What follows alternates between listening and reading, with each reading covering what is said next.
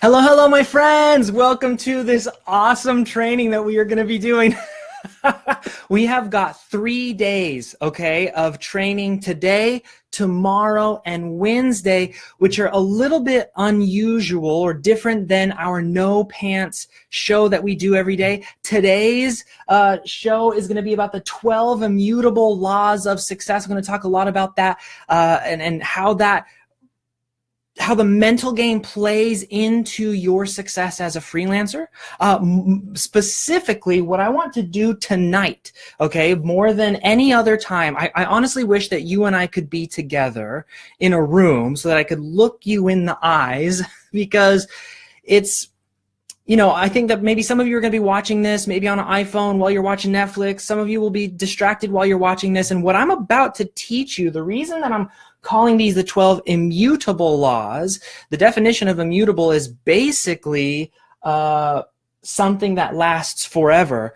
The laws that I'm going to give you tonight that are about what we call behavioral congruence or congruent behavior, these laws will stick with you no matter what it is that you do today, tomorrow, or 10 years from now. Whether the internet works as it works now, or whether it doesn't work, or whether whatever happens, these laws of success that we're going to call them, these mental secrets as we may call them, they will last you forever. So I really wish that we were together, because I'm afraid that because it's so easy for us to be together right now in Facebook, like I wish we were in like a room somewhere hanging out and sitting there, because this is really precious and important stuff, okay?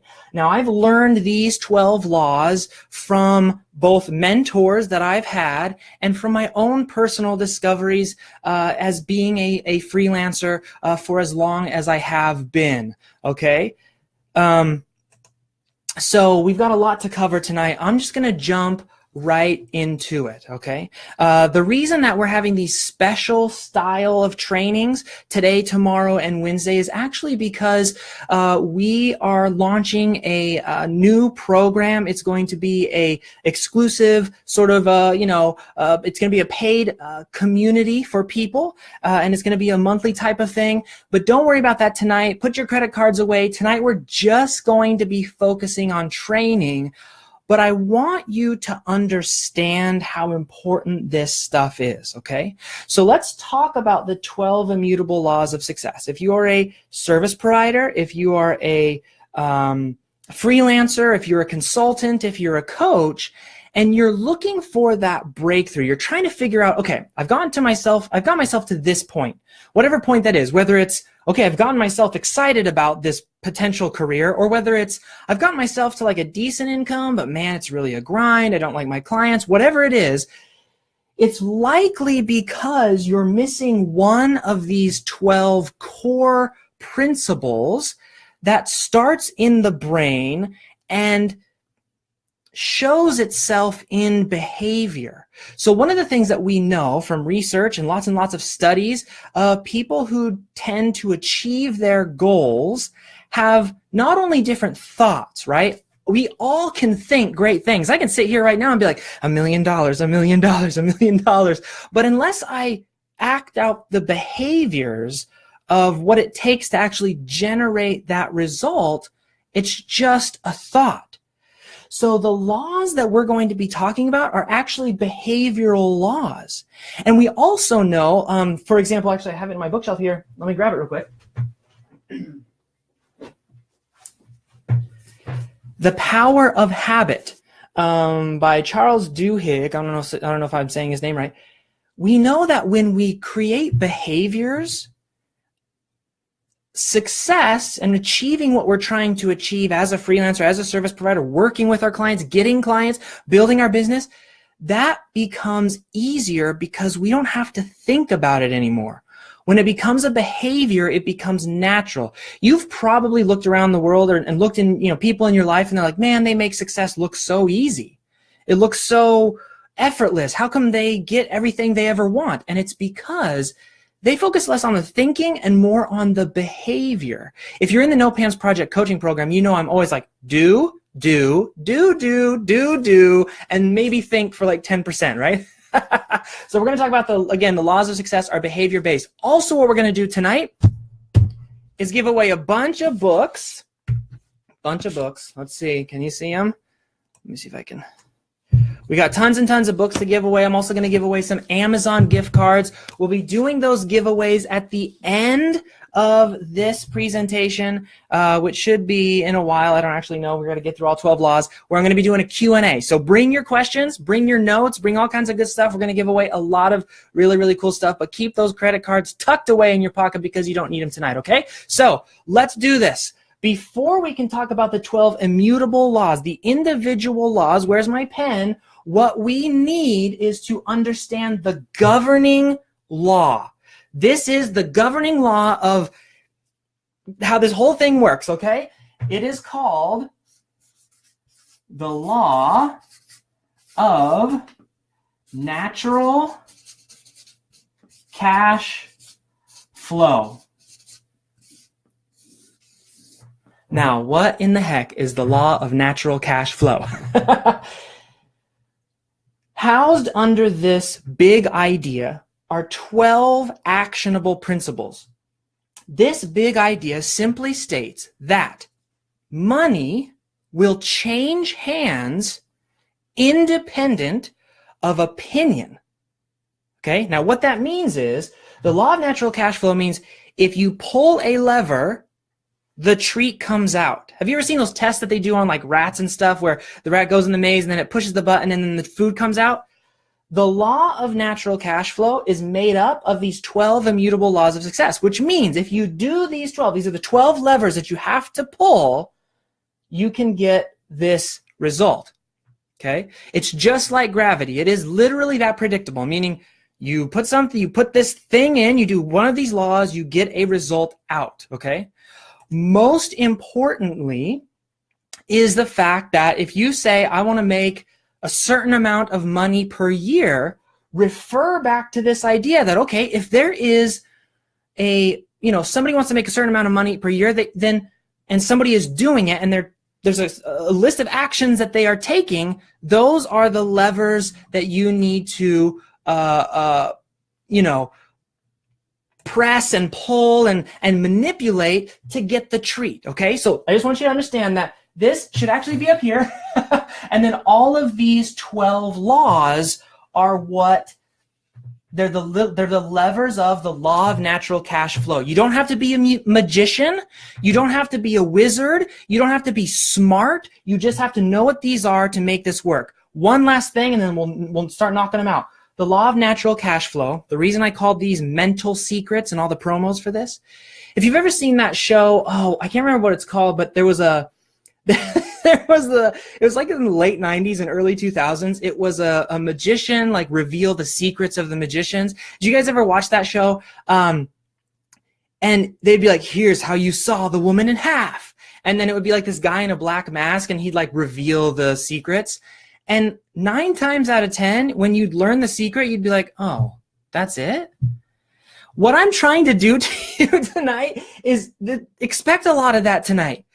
I'm trying to demystify, de-romanticize, pull the curtains back, get rid of the fog to show you it's just 12 things. And most of you are going to be like, that's it? Yeah, that's it. Okay? The thing is, you have to do it. That's the only thing, okay? Law of natural cash flow.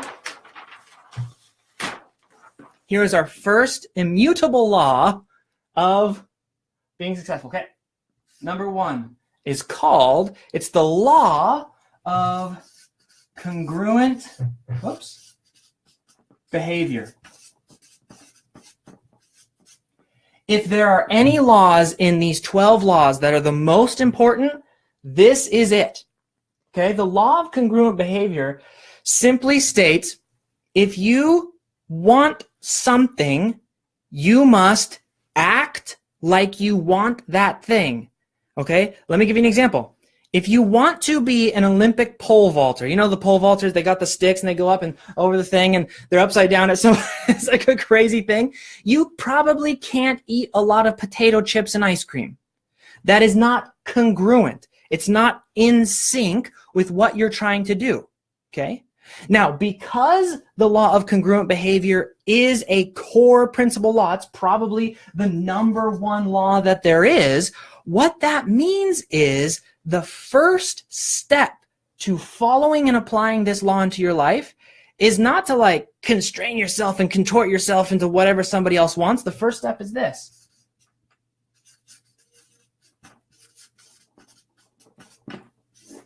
What do you want? Until you know what you want, your behavior will be congruent with your lack of clarity, meaning your behavior will be sporadic. Have you ever, there have definitely been times in my life where I've done this. I've seen a lot of freelancers do this. You like are jumping from thing to thing, from thing to thing and thing to thing. Your behavior, the action, your procrastination or your lack of focus or your lack of ability to follow through on a thing, it's because you haven't figured out what you want. So the law of congruent behavior, what do I want? Next is who has done it before me? Okay?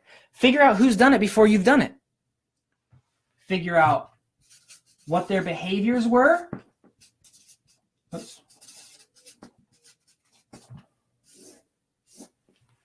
What do you want? Who's done it before you have? And what were their behaviors? What did they do? What were the actions that they took?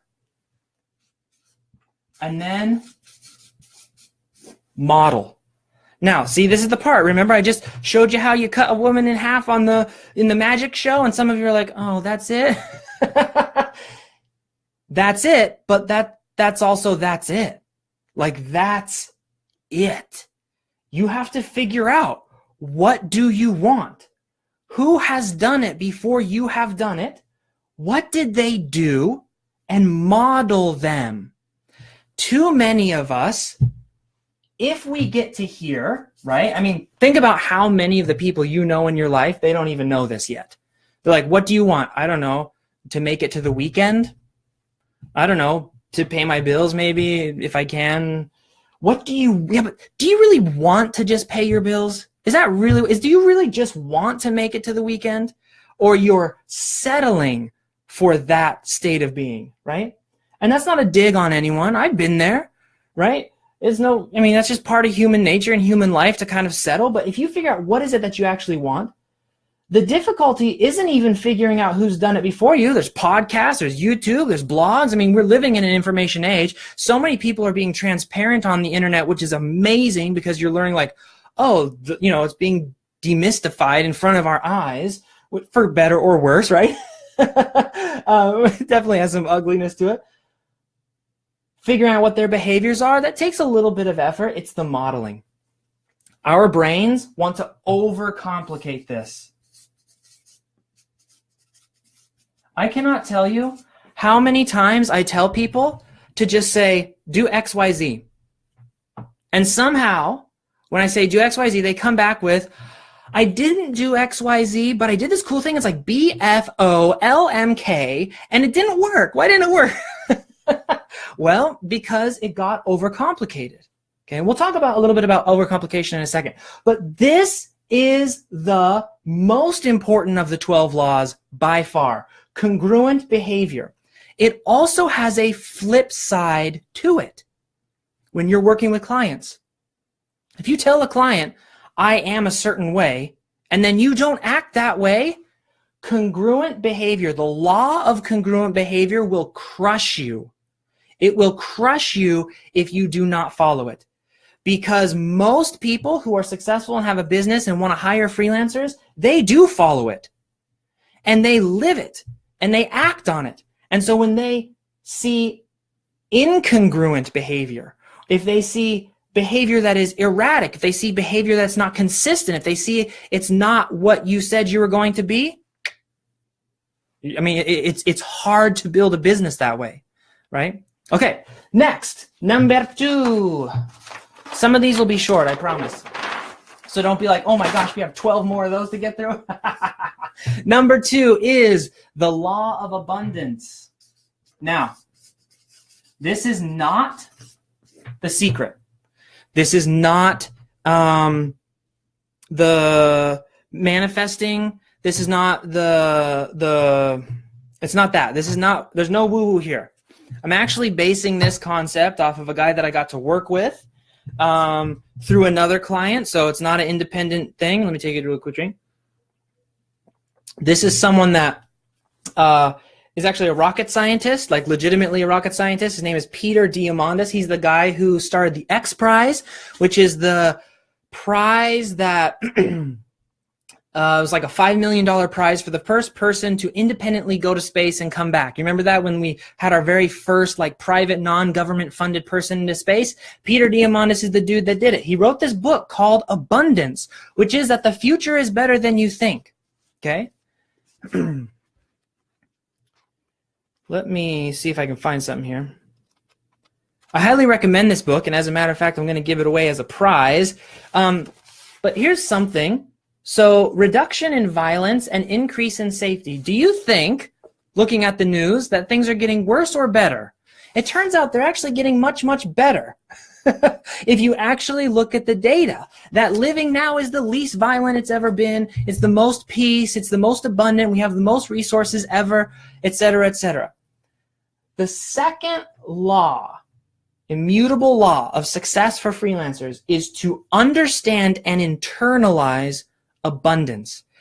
Here's why. When you truly believe that there is enough for everyone, that the conversation you're having with someone when you're about to get them on, as a client, that you can repeat the actions you took to have that conversation, to have another one, and another one, and another one. When you have a system that allows you to believe in abundance, meaning I can get a client whenever I want. I can hire someone whenever I want. I can move it, and not in an arrogant way, but just to believe like there's plenty for everyone to go around. Two things happen. The first is what's called outcome independence.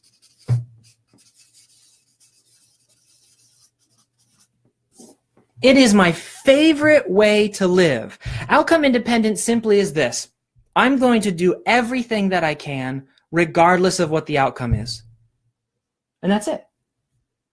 I'm going to do everything that I can regardless of the outcome because I believe in abundance.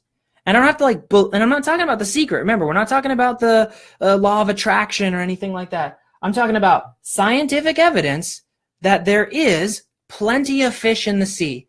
And when I talk to this person, this client, if it doesn't go well, that's okay. So I'm going to show up and serve them. We had in the Fast Client Getting Workshop, we had a student who for the past 30 days just hit the ground running with full outcome independence. 0 to 4 clients that were paying $1,500 a month. I think they're called euros. I don't even know. He's not even in the United States. I don't know whatever the European. So 1,500 European something euros. I'm sounding so ignorant right now. Plus 2 other side projects, 30 days because he did outcome independence. And part of the Fast Client Getting Workshop process is having these calls where you simply act like a doctor, diagnose their problem, and try and help them. And because he was able to step back, right? We had another student, I'm going to call her out if she's watching, Jessica, who's been amazing doing the same thing, practicing outcome independence on these calls, just showing up and serving. And what has happened is she has gotten clients. The other one, David, has gotten, like I said, 4 times 1.5K a month in euros plus 2 other side projects in less than 30 days. So outcome independence works because it allows you to serve more. But something else happens here. When you believe in abundance, you only work with what fits. Meaning you only work with people who, and we're going to talk about another law here about the power, the people-y power, which we'll talk about here. But if a client doesn't work, fire him. And again, it's not to be arrogant. It's because the client can go find someone else and you can go find another client. So immutable, this is one of the immutable laws of success, is that you understand and believe abundance so that you can live an outcome independent life and be able to build a business that fits. You guys, it's 2018. Ain't nobody got time to be running a business that it feels terrible.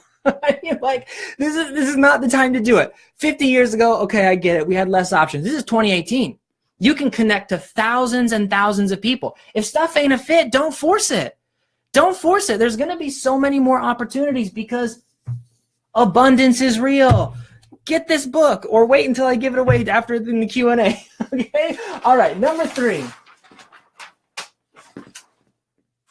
All right. Okay. Number 3 is, now, abundance may be there, and it may be beautiful, and it may be truly abundant, and everywhere you go, everybody wants to hire you. But let me be slightly annoying here for a second.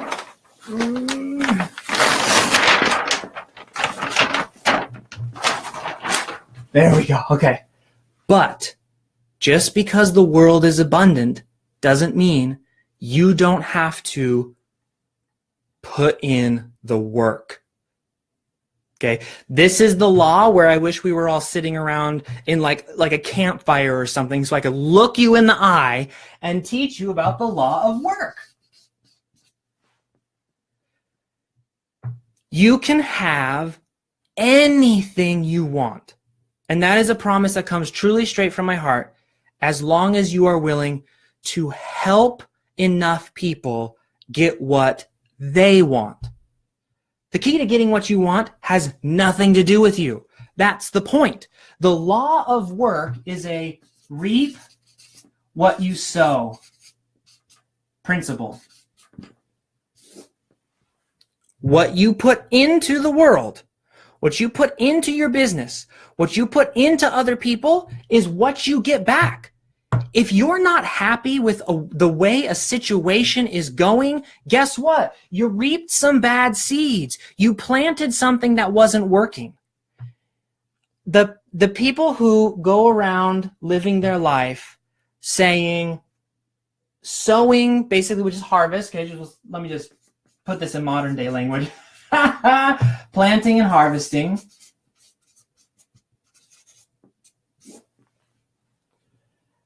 Looking at their harvest, not happy with their harvest, are also typically the people who aren't taking any time to examine what they've planted.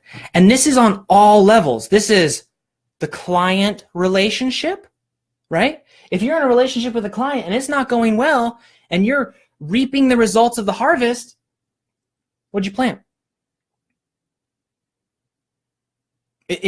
Relationships are two-way streets, right? So take a look at what you planted.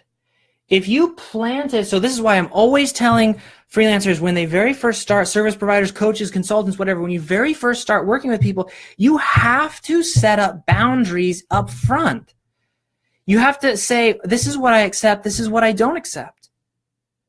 Because if you don't, it's a seed you're planting. Not all seeds you plant are actively planted, like I purposely did them. Some are planted by omission.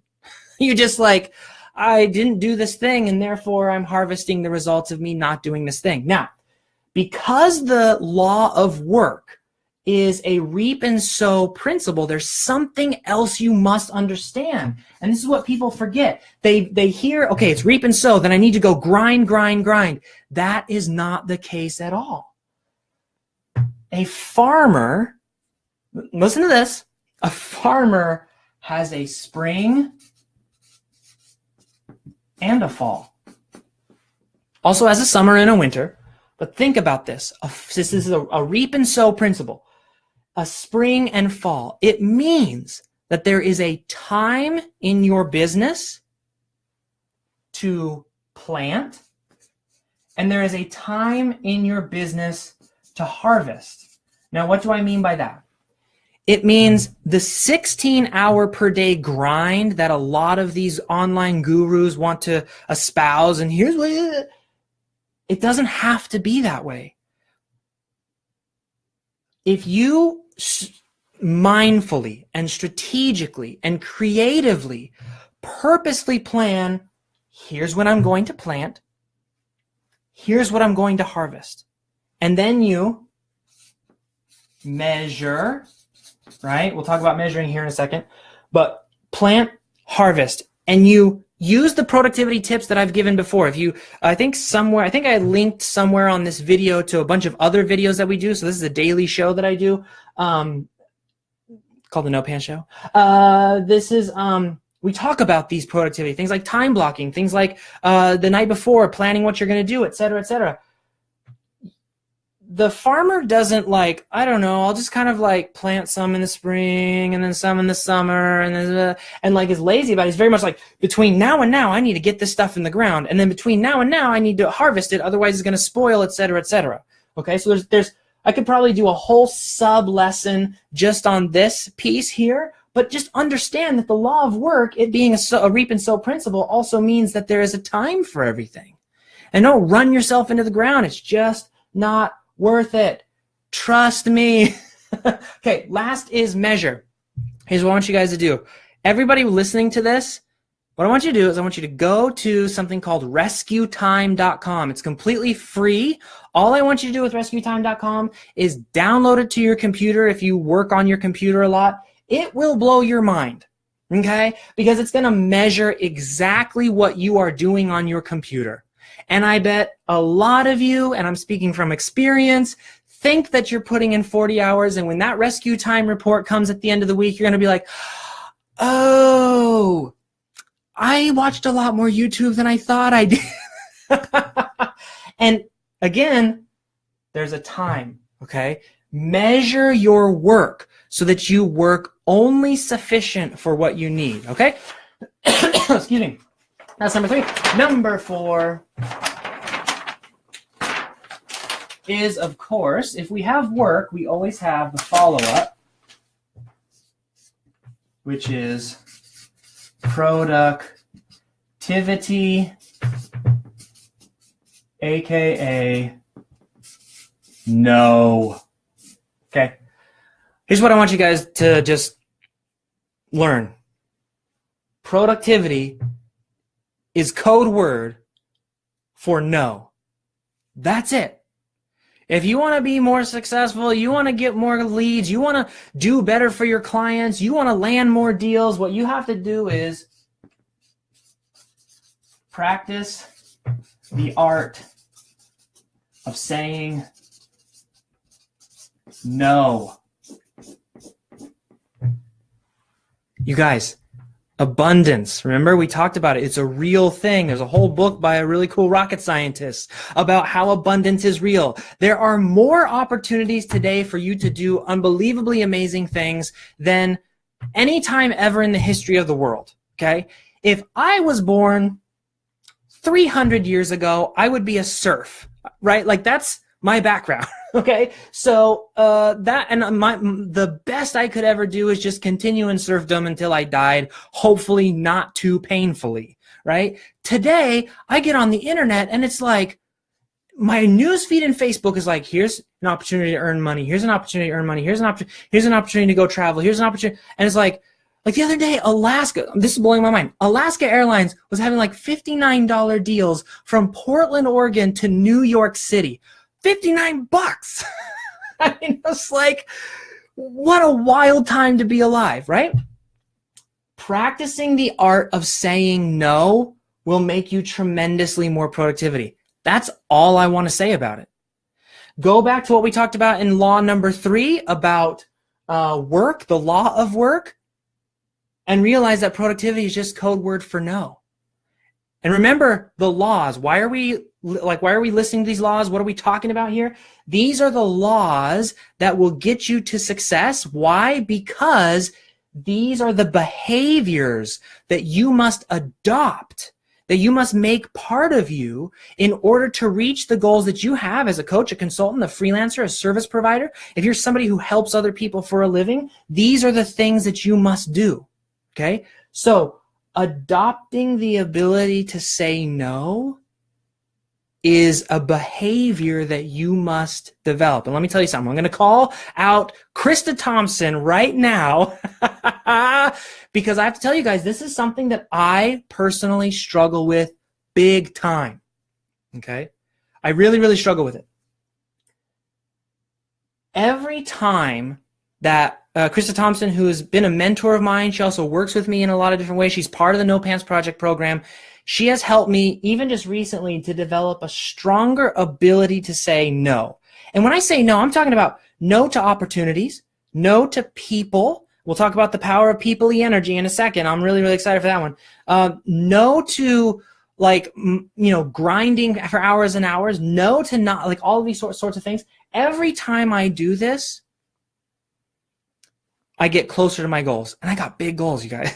So anyways, I won't beat that one dead. Number 4, productivity, aka no. Okay, we are exactly 1/3 of the way through, so I want to do something for you guys.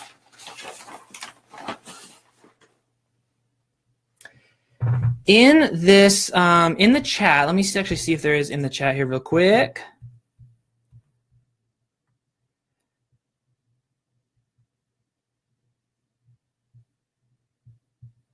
Let's see. Michael Lane Burt says no to the neggies. Yes, no to the negatives.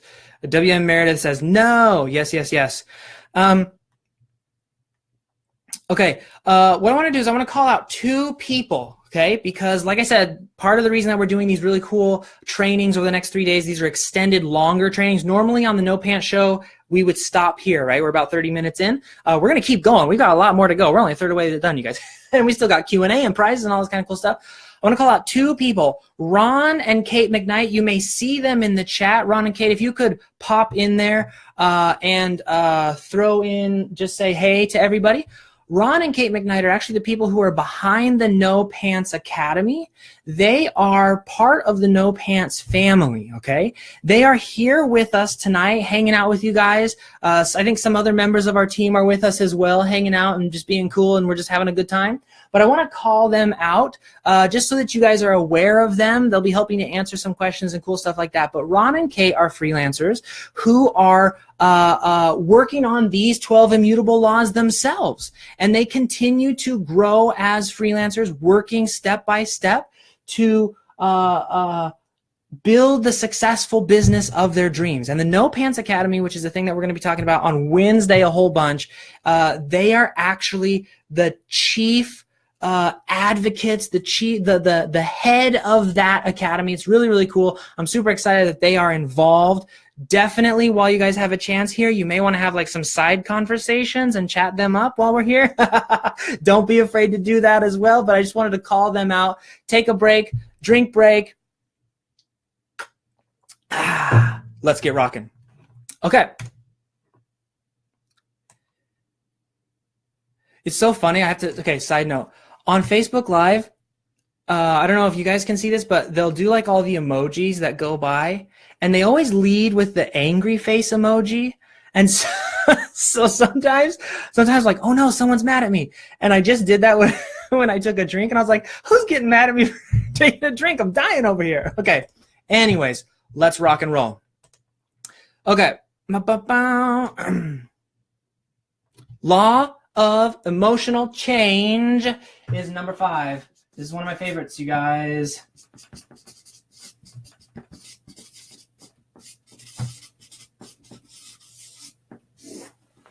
Let's say you've got the law of work and you've got the law of productivity. You are rocking and rolling. You're getting stuff done. You're seeping, you're rowing. You're planting and harvesting, right? Okay. And things are getting rough. Mentally, emotionally. I've taught this before, you guys, and there's a reason that I've taught it before. It's one of the core immutable laws of success as a freelancer. It's the fact that emotionally, regardless of what you do, it's going to be tough. There's this really cool, and you know what? I didn't even bring that book, and I wanted to give that one away. Not sure where that one would be. I'll look for it again at the end. You guys have seen this. I teach it all the time. This is called the Kelly O'Connor Cycle of Emotional Change. These are very, very smart scientist-y type people. And what they have found is that anytime any human being does something new, and we're talking about like a small something new and a big something new. For example, I will be going through this emotional cycle of change, doing this particular presentation because this is the first time I've ever done this presentation. You will go through it while you build your business, while you have the conversation. It goes like this. Every time we start something new, we have what is called uninformed optimism, which means we don't really know what we're about to get ourselves into, but someone got us really excited about it. That's why we're going to do it. So if this is happiness and this is time, so H for happiness and T for time, when we first start something, we're like, yeah! Then we start to do it. We take on a new client. Yeah! Then we realize the client likes to email us at Sunday at 2 o'clock in the morning, and we're starting to maybe not feel so excited about that. Or maybe we find out what the client thought. The client's expectations were very different than what our expectations are. Or maybe we thought, man, we're going to do this freelancing thing. I'm going to work 20 minutes a day, and I'm going to make $1 million. And it turns out it's a little bit more complicated than that. What happens is we end up going through this process until we hit a low point. Okay? This is called the Valley of Despair. You may have heard me talk about it on some of these other shows. The Valley of Despair is simply the crappy point of whatever it is you're doing, where you don't want to do it anymore. It's also called informed pessimism, right? Which is to say, oh, now I see what this actually is. And it's not as great as I thought it was.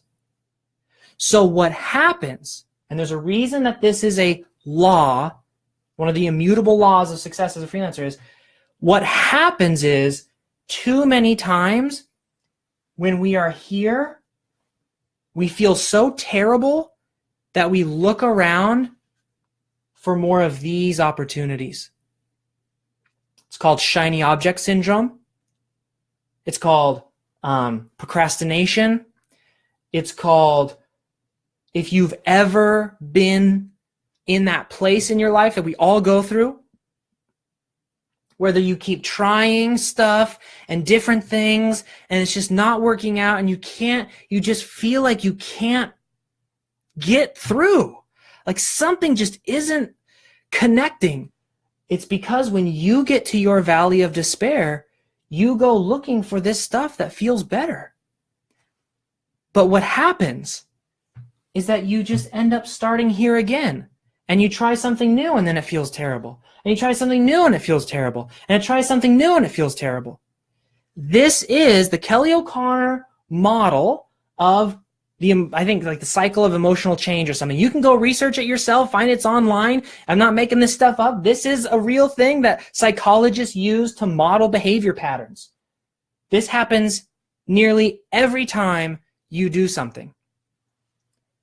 The key, therefore, and why it's a law, is because if you can push through, what ends up happening is your happiness quotient, your measurement of happiness, becomes much greater than this ever felt.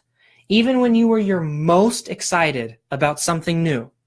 They call this informed optimism, because you know the reality, but you also know the tools to deal with this part. And you're able to follow through. And when you follow through, you get different results. The results you tried to get back here, the results you were so excited for back here, they hide behind the valley of despair. I'm sorry that that's the way it is. I wish it wasn't that way. Trust me, okay? I go through valley of despairs all of the time. I hate it. I absolutely hate it. However, because I have adopted this as one of the 12 immutable laws, meaning I know I've made it part of my behavior. Here's how I've made it part of my behavior. Maybe you can do the same. I know when things are bad, my brain automatically thinks we're on the right track.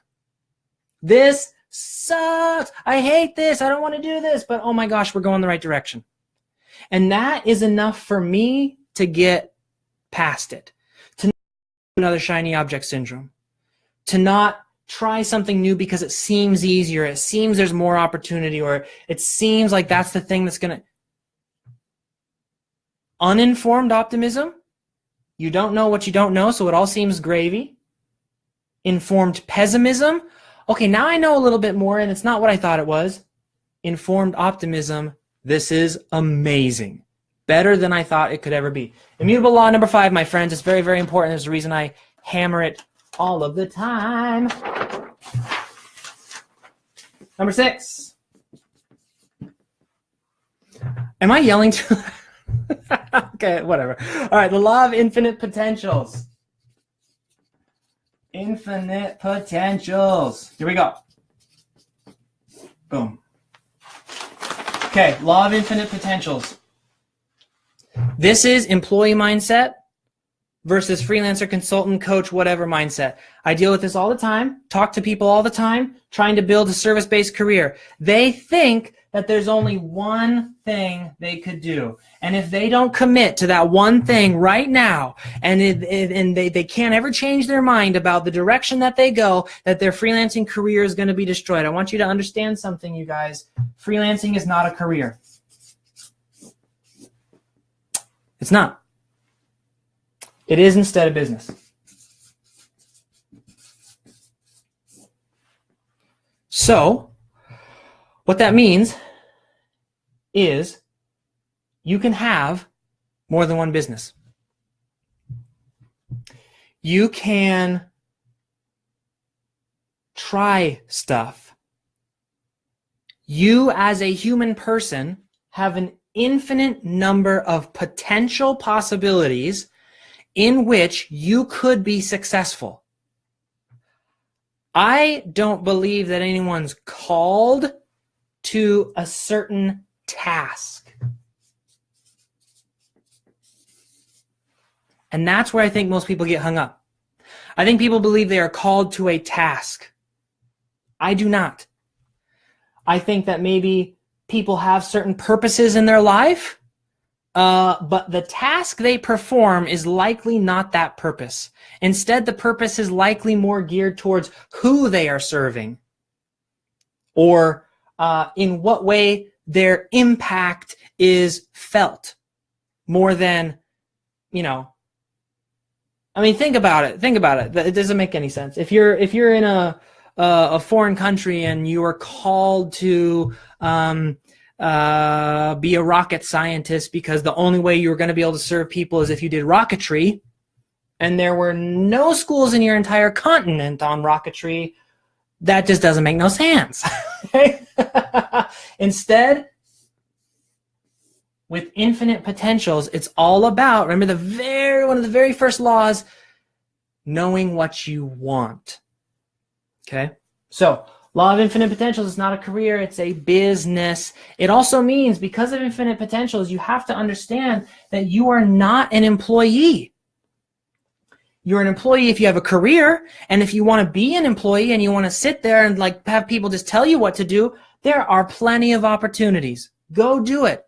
Bless you. Wonderful. Do your thing. That's totally cool. There's nothing wrong with career. Almost everybody I know has a career.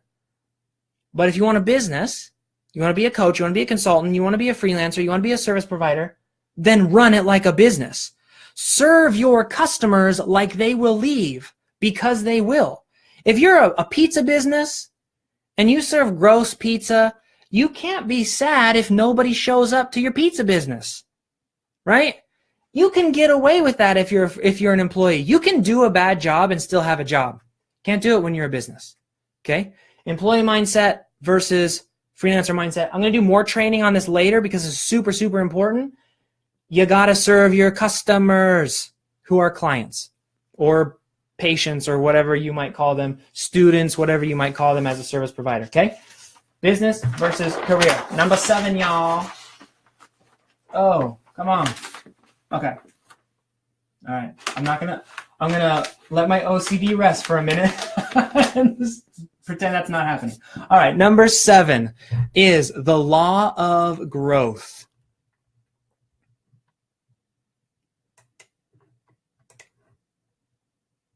Dun, dun, dun, dun, dun, dun, dun, dun. Number 7 is the law of growth. I think I saw someone talk earlier about Jim Rohn in the comment section. You guys, let me tell you something.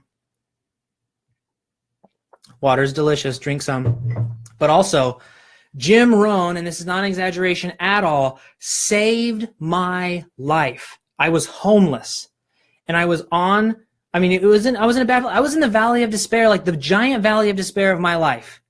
It would have been so easy to go so many different directions. I'm lucky, just plain sheer luck. Now, one day I was in the Multnomah County Library, and what I would do is I used to go there. I don't know if any of you have been to Portland, the downtown building. It's like a big, beautiful building. And they would let you get on the computers, and you could use the internet.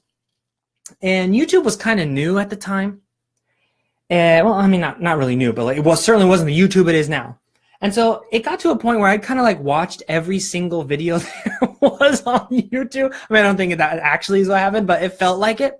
And for some reason, I was not looking for this. I was probably looking for like MMA videos or something, and I found Jim Rohn on YouTube, which I know later was like illegally uploaded to YouTube. But and he had this seminar, Best Year of Your Life seminar.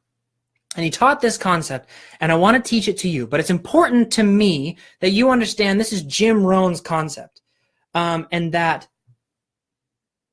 this is the law that changed my life. And I come back to it again and again and again. Remember, these are laws that, if you adopt them as behaviors, will radically change your life. And that's not an exaggeration. It's what happened to me for sure. In all 100% honesty, absolutely changed my life. But this is it. Jim Rohn calls it his value ladder. Now, those of you in the No Pants Project program, don't get that confused with service ladder. Here's what the value ladder is.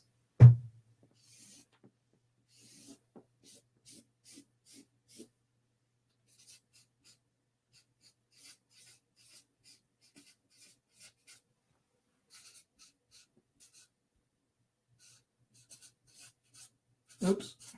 I don't even know what to say. Okay.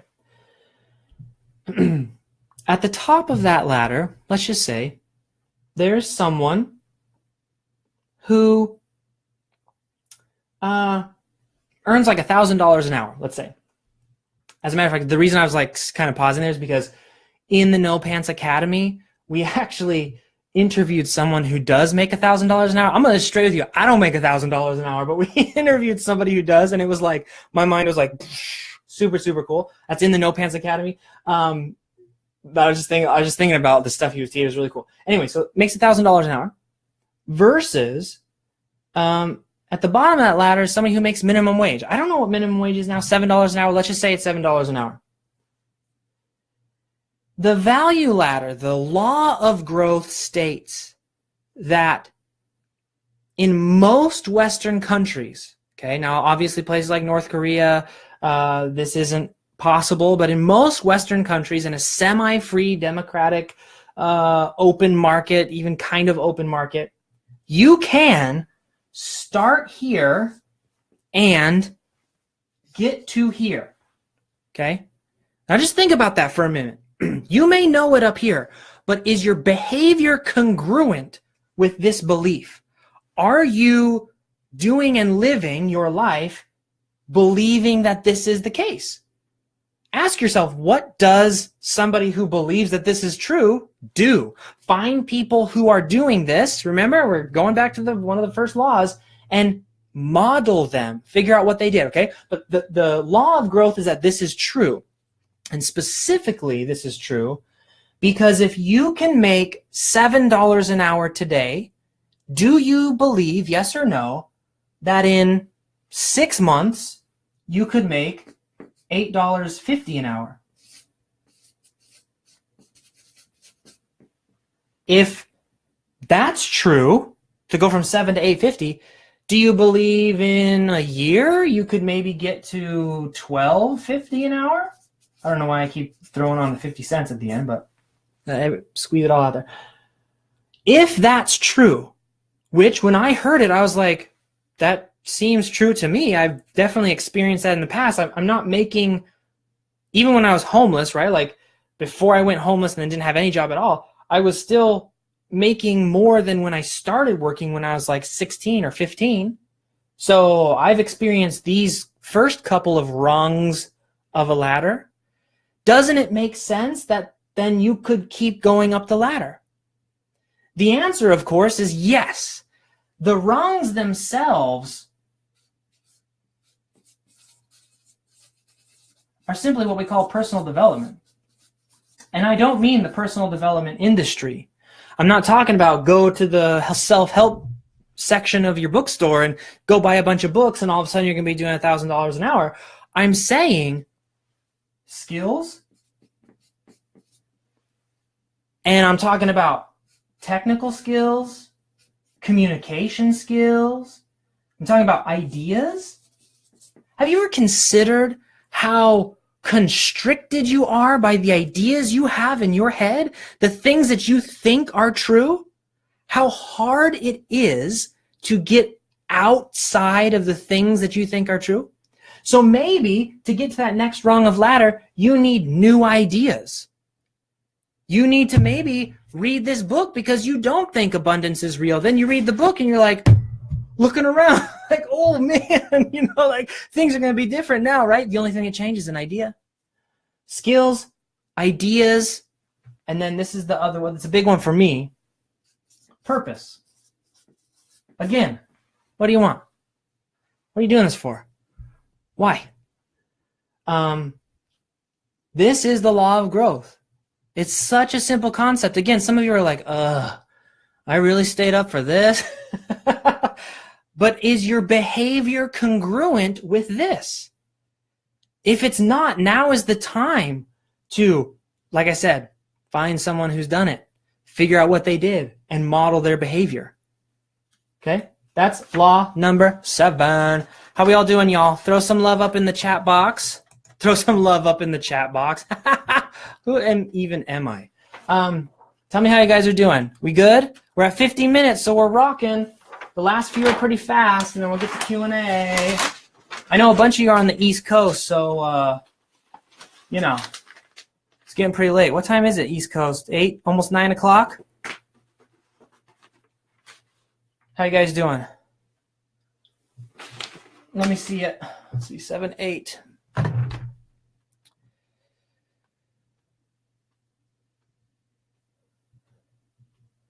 Mike says, cool. Brian says, mwahaha.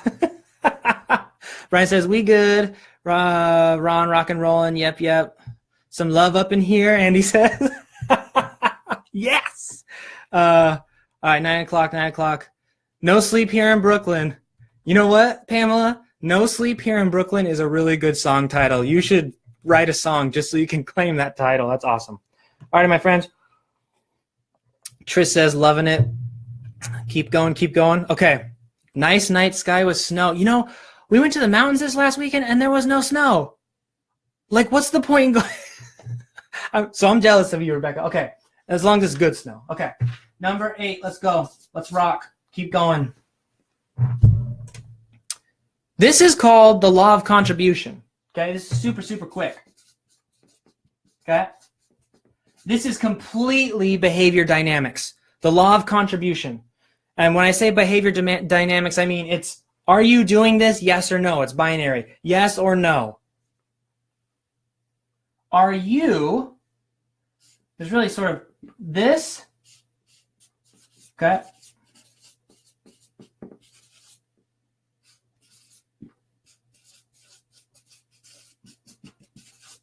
Sort of two ideas in the law of contribution.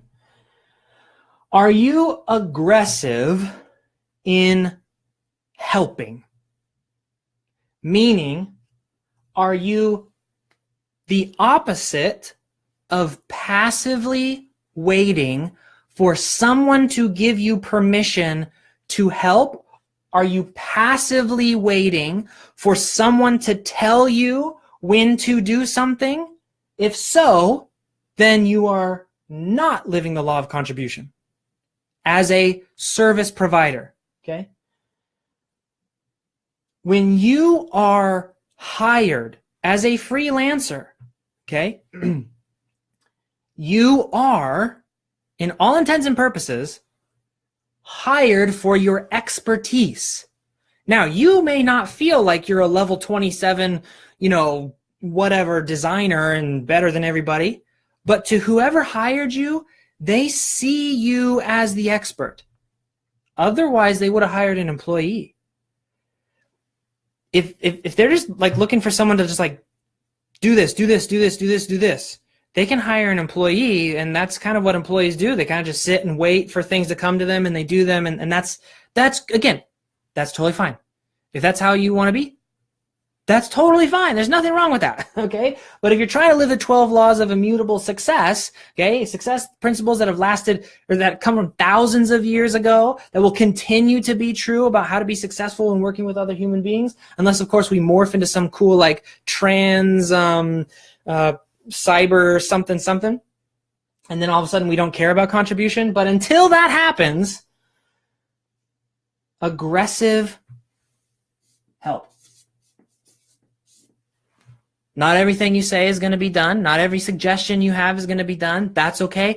Outcome independence. Do it anyways. If you want to be an indispensable member of someone's team in 2018, in the knowledge workplace, where business owners have so much crammed into their brains that you can find most of them just sitting in front of a computer like this.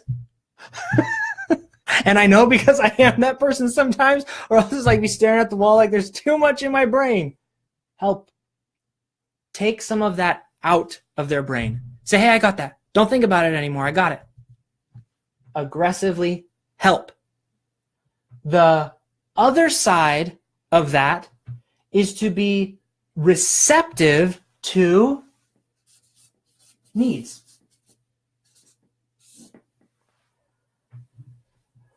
I've definitely made this mistake in the past. A lot of freelancers make the mistake in the past. In your expertise brain, because you're good at something, you say to yourself, I know what they need. I do. They need to do this, they need to do this, they need to do this, they need to do this. And you go to your client, you're like, here it is. And you like dump it on them, and the client is like, that's not what I need.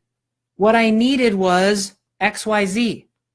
Okay, so learning to be receptive to needs is the other piece of the law of contribution. Let's rock. Okay, number 9. Law of mastery. Guess what, guys? 35% of the American workforce, at least, is already a freelancer. That's a lot of people. There's a lot of people out there. If you want to be like, who doesn't want to be respected like an expert? Who doesn't want to be treated and paid like an expert? Who doesn't want to be like put up on this pedestal and, oh, you're like the savior of the business and you're so good? And the way to do that is to live mastery, the behavior of mastery. 2 of the books that I'm giving away tonight at the Q&A, as soon as we get to these last 4, we only have 4 more left. Oh my gosh. 2 books about mastery. Why? Because it's that important. You guys have heard of the 10,000 hour rule. You've heard of deliberate practice. You've heard of all these different concepts about how to, there's also another really good book. I don't have a copy of it with me because I actually gave it to my sister who just went off to college, called So Good They Can't Ignore You by Cal Newport. His whole argument is if you want to be happy in your job and your career and what you do in your business, be good. Because when you're good, those are going to be our O's now, and I'll make a G. You get what's called autonomy. When you impress people, guess what? They let you do whatever you want. That's the thing. They respect your ideas. They listen to you. They trust you. If you're not good, and you haven't shown any goodness, you have less autonomy. That's a principle of work, and that is career advice, that's business advice. That is why mastery is an immutable law. So, again, the reason we're talking about these laws is behaviors. What can you do to gain mastery? It doesn't mean, now, I need to put a disclaimer on this. It doesn't mean that if you're a beginner, you're bad. See, that's the thing that people get mixed up. Good doesn't always mean experienced. I had this client, and Krista, you can laugh about it because Krista knows what I'm talking about. I had this client where there was a lot of people on the team at the client, and some of them were older, and their experience had nothing to do with how good they were. Like, those two things are not related, okay? So just because you're new at something, good doesn't always mean just your technical skill. If you have good communication skills, autonomy. If you have good time management skills, guess what? They're not going to micromanage you. If you have good organizational skills, autonomy. They're not going to micromanage you. So it's not just your technical skills. So I don't want anyone who's like, well, I'm just starting out. I guess I can't live this. No. Be good. Now, the other thing is the behaviors of mastery. Here's the behaviors of mastery. Consistency. Hunger for knowledge.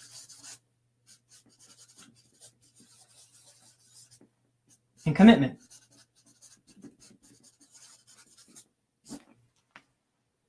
Consistently, every day, so there's something called the Kaizen principle. You probably heard of it. It was used to basically rebuild Japan after the nuclear bombs of World War II.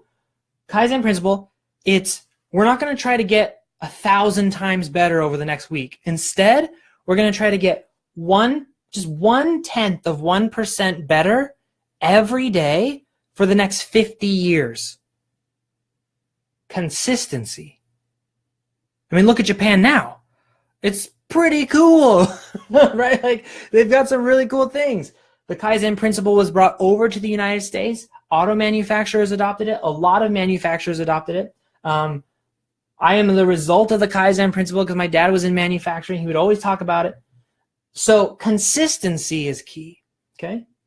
If you're not consistent in what you're doing, and like, did I try to get better today? You're not living this immutable law. Next is hunger for knowledge. Just whatever ego you have about you think you know everything, take it, kick it to the curb, because it is a useless thing to possess and to be worried about and to stress over, okay? Hunger for knowledge, hunger for mistakes. I had a really good conversation recently with a freelancer, and we talked about mistakes. Oh my gosh, you guys, this weekend I'm going to hang out with my mentor in Phoenix, Arizona, and we are going to be talking about some of my businesses. And one of the things that we had to do in preparation for this is I had to make kind of like a list of some mistakes I've made in the past 6 months, which is the last time I saw this person. You guys, it took up 7 slides on this presentation of like tiny bullet points of all the mistakes I've made. And I'm just like, I've stopped. I'm like, I'm not even going to try to like find the rest of them. Hunger for knowledge.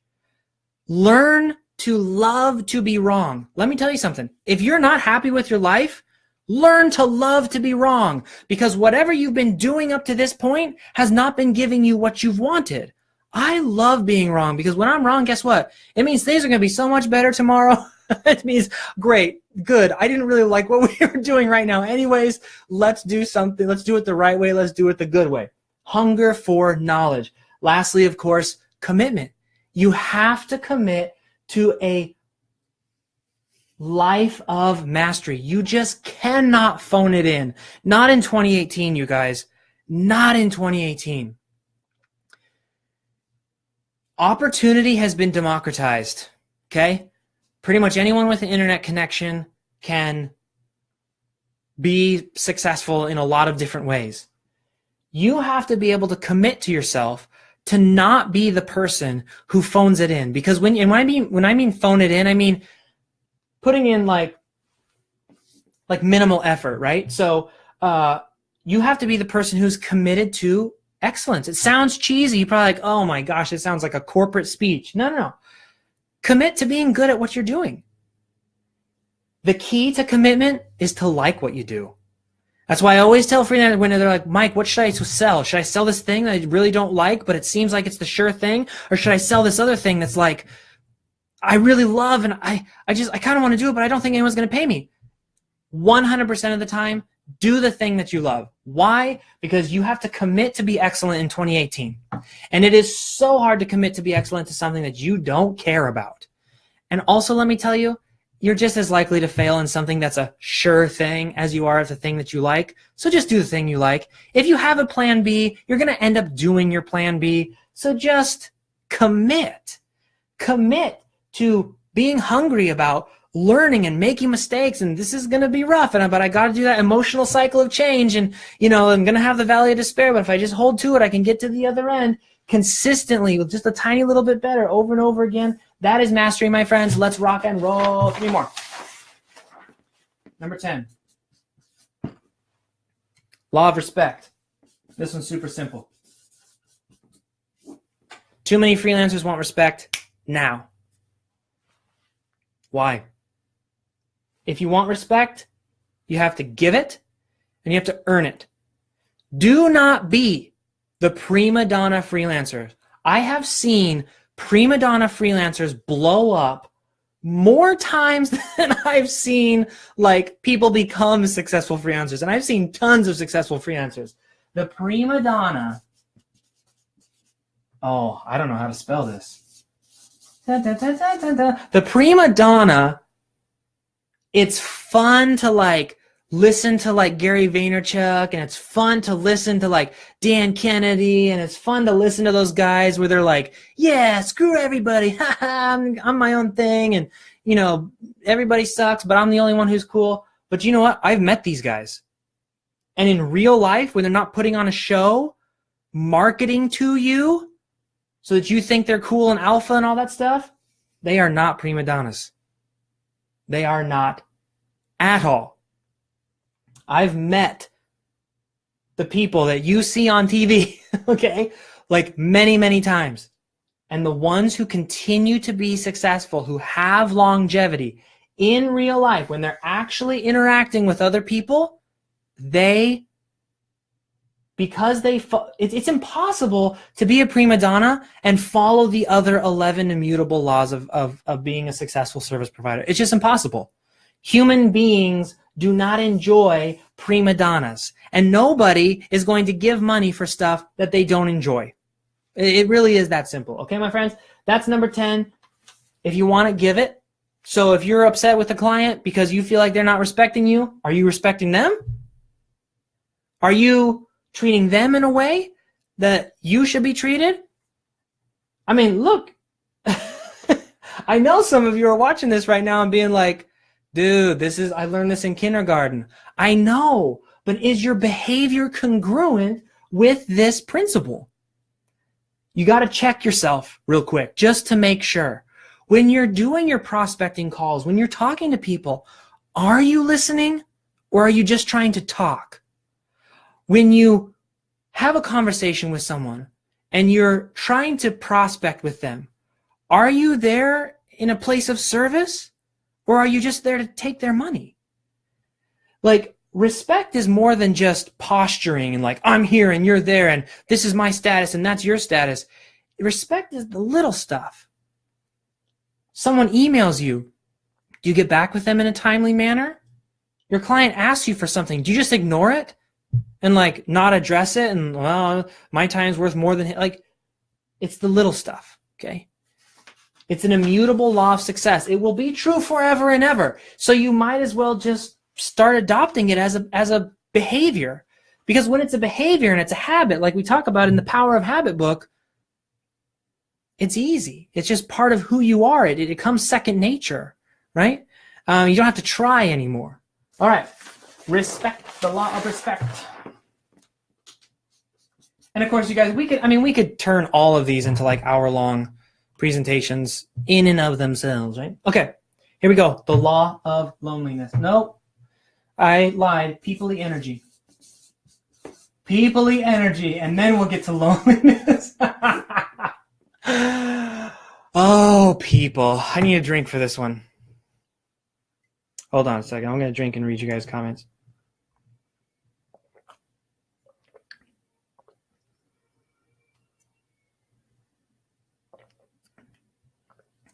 Okay, my friends.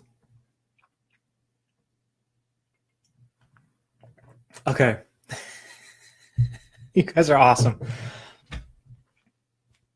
The law of people-y energy. last week, or maybe 2 weeks ago, I think it was 2 weeks ago at this point, I did a 3-part series on something called time vampires.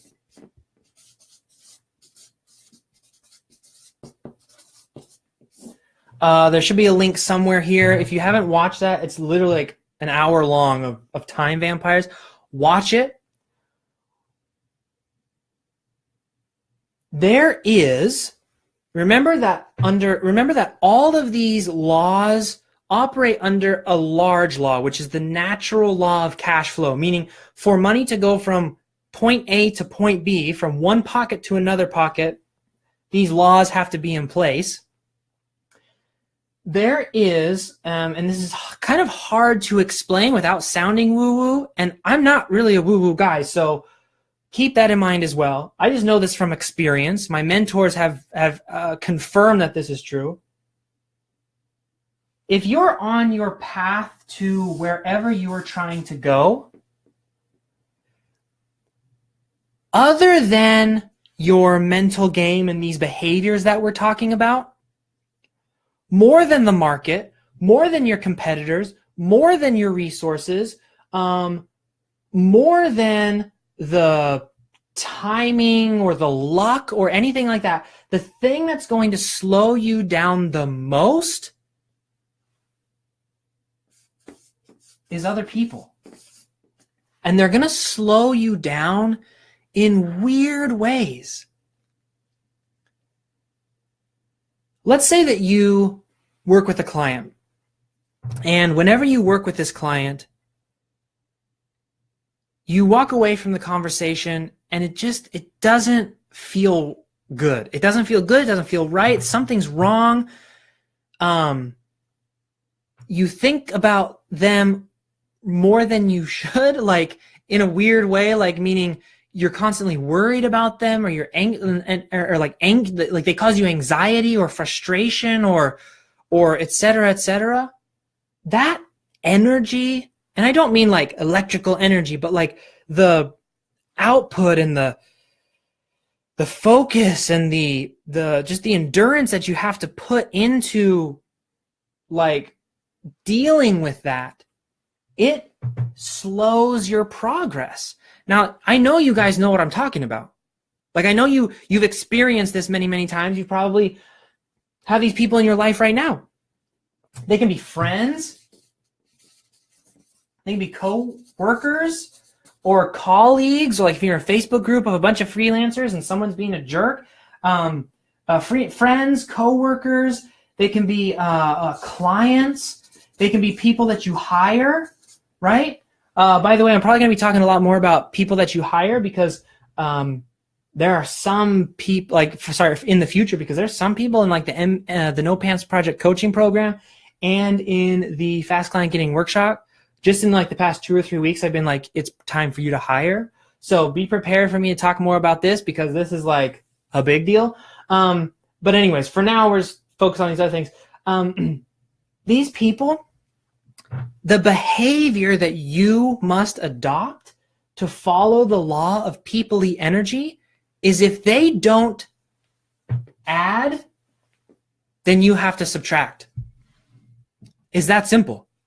If they're not adding, you have to subtract. And trust me, this is hard. This is, for me, even more than saying no, remember the law of productivity? This is the hardest one. Is if they're not adding, you have to subtract. It's hard. Nobody wants to do that, because it could mean cutting out friends. It could mean cutting out family. It could mean cutting out coworkers. It could mean firing clients. It could mean firing people.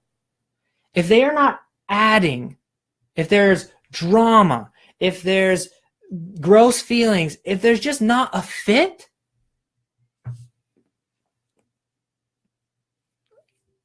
I mean, this is the law. This is the law. True or false, you've not experienced this in your life, where you had someone who was just, maybe they weren't even doing anything. Maybe they would just text you once a week. But because whatever they said in their text, you would like think about it for like 5 days or 4 days. And it was just like this heavy weight on you. But then somehow eventually you were able to get them out of your life. And then what happened? It was like, oh my gosh, I can breathe again. This stuff matters, you guys, if you want to be successful, if you want to get to the 6-figure level, if you want to get to the lifestyle level, if you want to take whatever it is you're trying to do as a service provider, this stuff matters. This stuff matters. So think about it. Think about the people-y energy. Who do you need to this? And who can help you this, right? Who can add and who do you need to subtract? And live your life through behaviors. If there are people who can add, go be with them. Even if it makes you nervous. I'm going to tell you guys something right now. I don't know if my mentor is watching this right now. I'm so nervous for this weekend because it's with a bunch of other people who are like unbelievably successful. Like people flying in on private jets type success, first class type successful. But every time I'm with them, I come away like the No Pants Project, me giving this lesson right now is because 6 months ago, I spent 2 days with them in San Diego. Like that's how big of a push and a plus it is to spend time with them. Okay. And then who do you need to get rid of? And now I'm not suggesting that you make a list and then tomorrow you just sit on the phone and like, bye-bye. Bye-bye. You know, like making phone calls. You got to be strategic. You got to be smart. Don't burn bridges. I'm always saying don't burn bridges. That's the worst thing you could possibly do as a freelancer is burn bridges. Check out, I don't even know what day that was, Wednesday's training here in the No Pants show where we talk about don't burn bridges. But you got to get them out. And it goes both ways, clients and people you hire. Let's get them out. Okay, number 12. And remember, when you do this, you want to know what makes it a lot easier? Remembering abundance. Remembering that they're going to be okay, that you're going to be okay. Everybody's going to be okay. But it's hard. It's really, really, really, really hard. Krista knows how hard that is, right? Okay, number 12. The law of loneliness. Okay, guys. This is the one. This is our last law. 12 laws. This is our last one. The law of loneliness is simply this.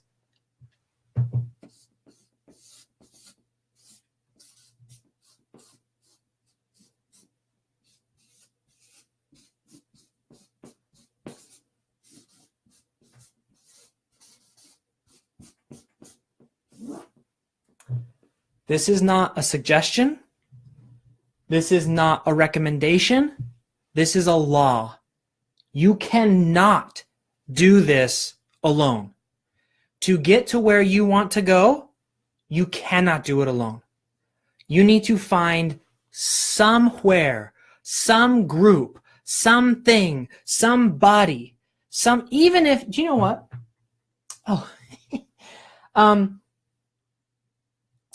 The thing that is boosting this right now is actually a couple of biographies I've been reading to keep it up to the level that I'm at. One of them is Grant by Ron Chernow. I'm also reading Hamilton by Ron Chernow. Ron Chernow is an amazing writer. Even if you have to start with just reading some biographies, even if you have to start by just reading some blogs, even if you get into a group. We have a Facebook group. I'm going to link to it right now. It's totally free. There's absolutely no catch. I honestly don't even go in it that often. Like, it's not a place you're not going to see me be like, hey guys, it's me. It's mostly run by the people in the group, which is awesome and amazing. I'm going to throw it in here. Okay, it's going to be a link. It's coming up, y'all. Okay, boom, there we go. Mike Shreve Work Smarter is what I just posted as. That link will take you to the Facebook group, which we have at the No Pants Project community. Get in there. You cannot do this alone. Find people. Look, I'm as introverted as anybody. I don't like doing these lives. I don't like being out on the internet and seeing like a ton of people who can see my face and, you know, it's weird. But you can't do this alone. You need support. As a matter of fact, I want to challenge you. Hold on. And then we're going to get to Q&A, okay? This is it. I got one challenge, and I want you to then be ready for Q&A. And we're going to give away some prizes. Amazon gift cards and all that good stuff. I want you to join the open community if you can. And then I want you to do a few things. You go to the open community. I want you to review the 12 laws. So you don't have to do it tonight. This is going to be available after I just hit like finish and it'll be a recording. So review the 12 laws. Pick one. Remember, we're talking Kaizen here. You're not going to overnight all 12 laws. Pick one that you want to work on. Then go to the group.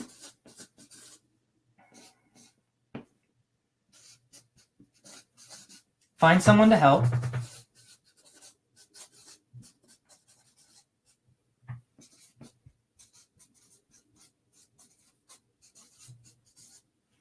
And then ask for help in return. This is the beginning behavior of everything we just talked about, right? So we started off, remember, the big overarching idea of the 12 immutable laws is cash flows in a natural pattern. It is as predictable as gravity. How it flows is these 12 laws. The first and most important law is the law of behavior congruence, or congruent behavior, meaning if you say you want something and then you do things that are not in alignment with the thing that you want. If you're trying to be an Olympian and you're eating cheeseburgers and potato chips, that's not how you become an Olympian. So congruent behavior is the most important law. As a social animal, which human beings are, the 12th law of loneliness, is the one that will help you get through all of the 10 other laws, so that eventually that one law at the top, the law of congruent behavior, will basically come to pass. It will happen. Okay?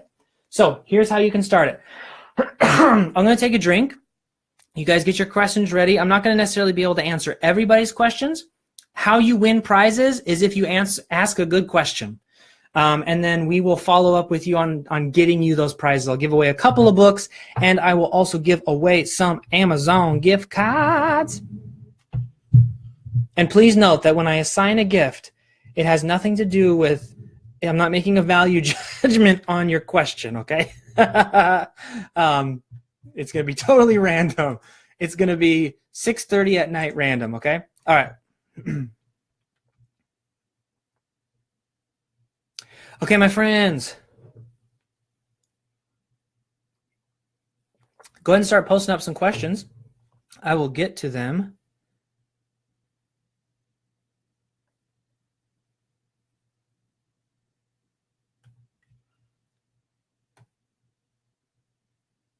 Amanda says, I stayed as long as I can, but now I got to eat dinner. I'll be back in 5. Okay, Amanda, I'm sure we will still be here.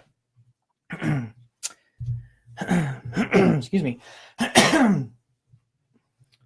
Ask away, my friends. I'm just... Let's see, Brian says, oh, this is a good question. Oops. Let's see, Brian says, do you have a recommended list of conferences that you attend? Absolutely. My list is don't actually attend conferences. So what I do is the big investments that I make are coaches, so like a one-on-one coach. So I had a coach for a while named David Garfinkel, who was a copywriting coach, amazing, incredible coach, super, super cool guy. He's a great podcast on copywriting. If anyone is a copywriter, go check it out. And then I invest in masterminds more than big conferences. I've been to conferences, and for me, as an introvert, I find them a little too overwhelming to get anything from it, if that makes sense. Not that it's... As an introvert, it's really hard for me to say a conference is worth more than me just staying home and watching the same training on like a video training program. One of the things that, let me actually get a pen and paper here. So instead, what I do is I typically focus on masterminds, which are like small groups. I think this weekend there's going to be like 12 of us, 13 of us. And I mean, it's really cool because you get to hang out with people and they're like really, really, really successful. And they're very giving and very cool. Mostly people who join those things. There's like a vetting process. You have to apply, and it's crazy. And they are not cheap. Let me tell you that. So that's typically what I do. Brian, I'm going to go ahead and I'm going to say Brian Wright wins. I'm going to give you a $10 gift certificate to Amazon. How about that? I thought of giving you a book, but I was like, none of these books are really related to that particular question, but $10 Amazon. If you could reach out to help@thenopantsproject.com, help@thenopantsproject.com, we will get you squared away with that $10 Amazon.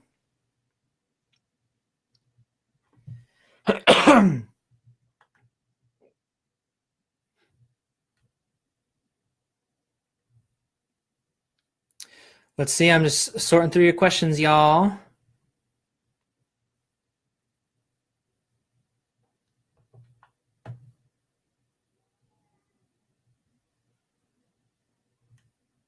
Let's see. Awesome questions, you guys. Okay. What's the most common mistake that you see freelancers doing at the beginning? Let's get the whiteboard out, or whatever this is called.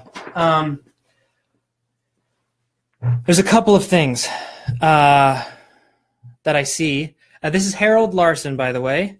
Harold Larson, excellent question. Harold asks, what's the number one thing that I see the most common mistake that freelancers make at the very beginning? There's a couple, okay? The first one, and probably if I had to choose just one, this is what it would be.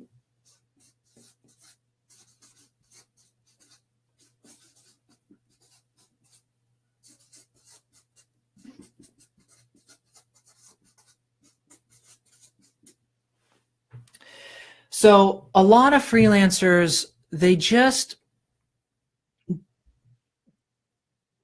because it's so new for a lot of people, especially if you have a job that might be a terrible job, but it is currently paying your bills, it can be scary to go, to start doing things.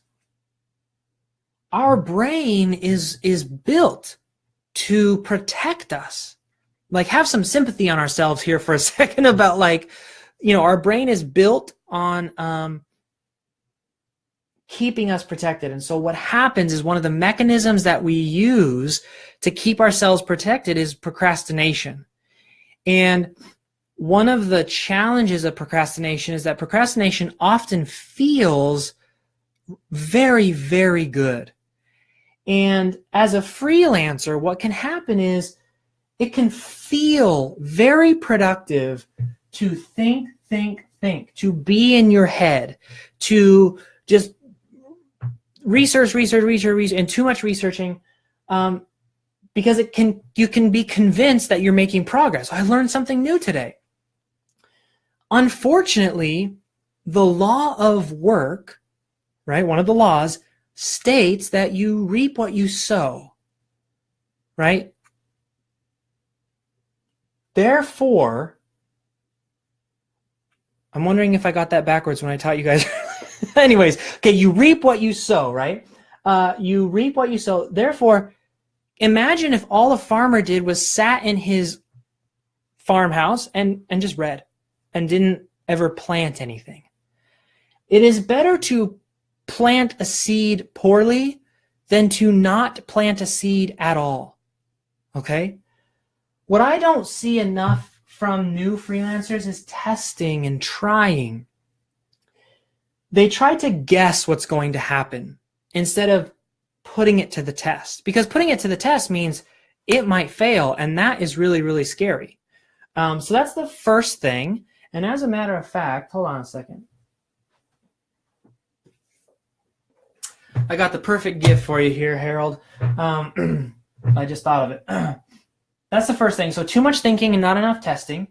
And then number 2 is actually overvaluing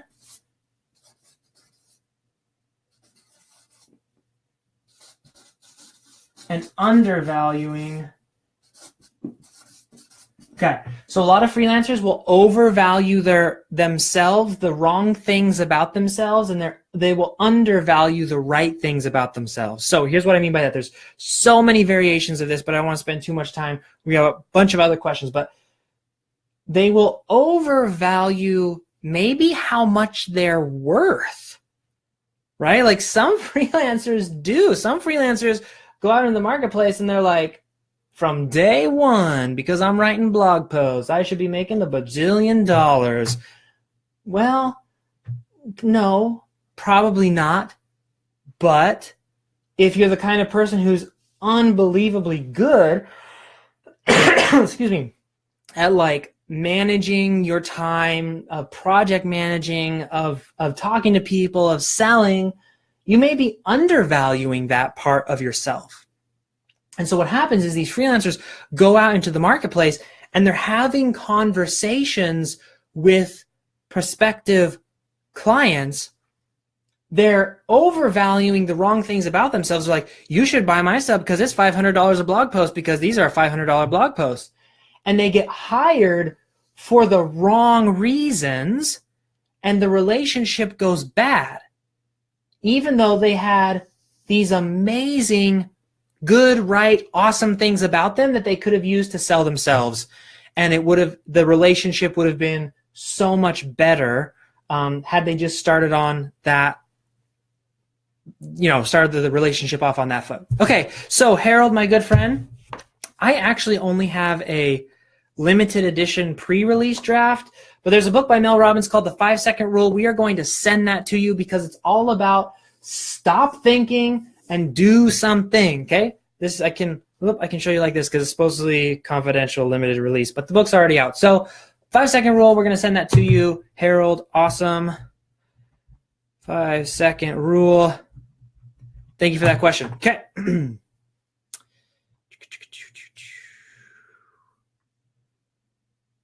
Oh, this is a funny question. I didn't even realize I was doing it. Todd asked, "What's in the white mug and what's in the black mug?" They're actually, I don't know if you guys see it. They're both just water. But one of them, the ice was melting faster. That's funny. I didn't even think about that. What I needed is just a bigger cup, but I didn't want to be like doing this video with this giant cup. All right.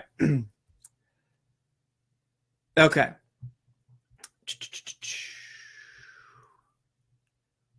Claire asked, this is an interesting question. I think you're referring to the conference versus the mastermind. I think you mentioned, is there one that you think anyone should start with, or is this personal? I'm going to tell you, masterminds are typically $25,000 to $45,000. Coaches are anywhere from $10,000 to $25,000 a year. Conferences are like a $500 ticket, $200 ticket, $97 ticket. So hopefully that answers the question for you in that regard. If that's what you're asking, Claire, I hope that was what you're asking. Okay.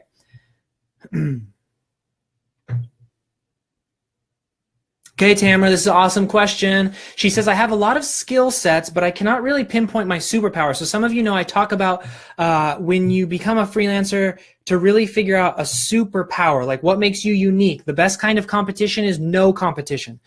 So she says, is there a reason, because she can't really pinpoint her superpower, is there a reason I can't have more than one, or do I have to pick? So remember what I talked about earlier. There is no such thing as career. There's only business. And you can have as many businesses as you want. What I recommend, though, is instead of worrying about the task, the way that you, hold on a second, Tamara. Okay, instead of worrying about how do I,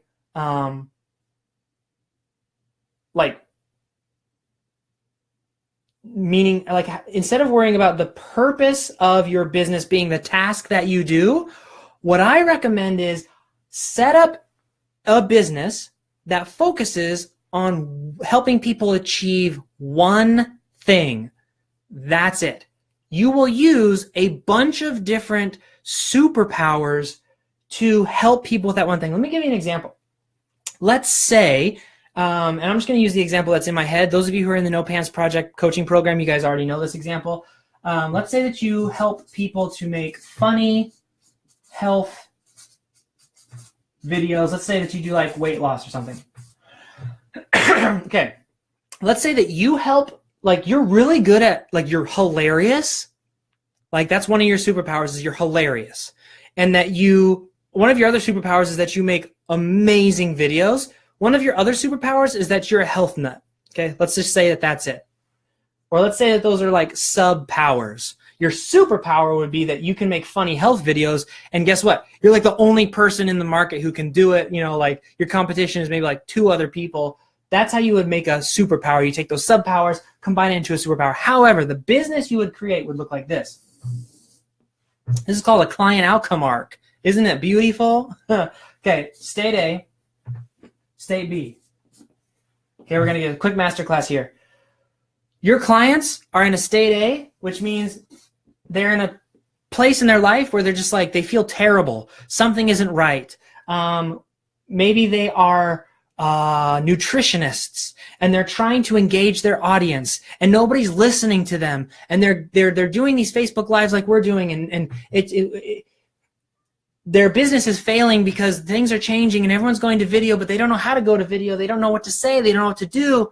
They want to get people to love them and to like them. This is their state A. Their state B, okay, is when they're loving life. They're happy. They're excited. They're like, oh my gosh, everyone loves us. We're selling all the products we want to sell. Things are going wonderfully and beautiful. I'm on the Beachbody program now or whatever, right? Okay. Now, to get them from A to B, which is your entire business is just to get people from A to B. That's your whole business. There are steps they have to take. You can't just snap your fingers and overnight be, nobody's listening to me. Now I'm on Beachbody. Maybe the first step is identifying a target market. Who do you want to serve? Maybe the next step then is to write a script that is funny that you can say in front of a video. Maybe the next step then is like the video shoot.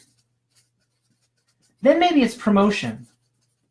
Then maybe it's, I don't know, like there's some upsell from the free video to the paid video or whatever.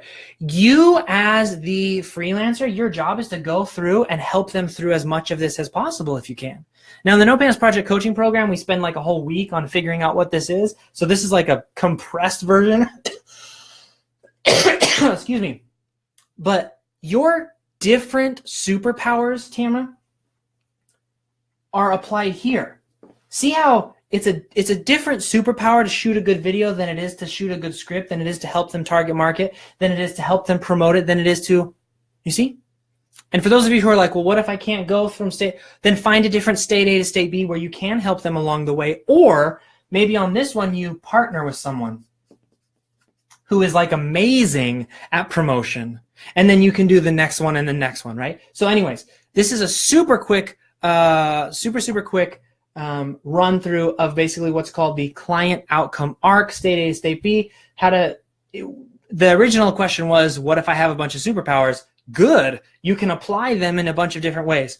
For you, Tamara, I want to send you a copy of one of my favorite books, Robert Greene Mastery, because you know why? None of this matters if you don't try to get good at it. None of your superpowers matter if you are not committed to taking those superpowers and getting good at that. Now, the last thing is, actually, let me write that down. So, Tamara, if you could reach out to us at help@thenopantsproject.com,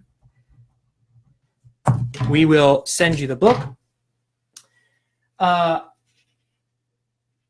It's okay to have multiple businesses too. I say start one, get it successful, get it to the lifestyle that you want it to be, so that if you were to take another business, you could like still live and not be, burning yourself out. But do one business at a time, knowing that you can do more than one business. Okay? Okay, let's see. And I'm sorry I'm not getting to everybody's questions. I'm just kind of cruising through. We got lots of amazing, awesome, cool questions. I do appreciate it, you guys. Okay, Laura Knowles, here it is. What pushes you through the valley of despair? If you're feeling despair, it seems like it would be hard to think your way out of it mentality. I can't think what I should be doing, but doing it is hard. What works? Excuse me. So what Laura is the valley of despair that goes like this. This is happiness. This is time. We start up here at informed or uninformed optimism. We go down to informed pessimism, and then off we are into informed optimism where we're super, super happy. When you get to the valley of despair, my friends,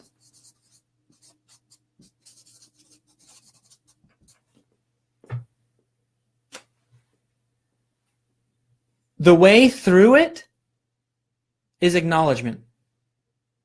That's it. There is no, let me say this as best as I can.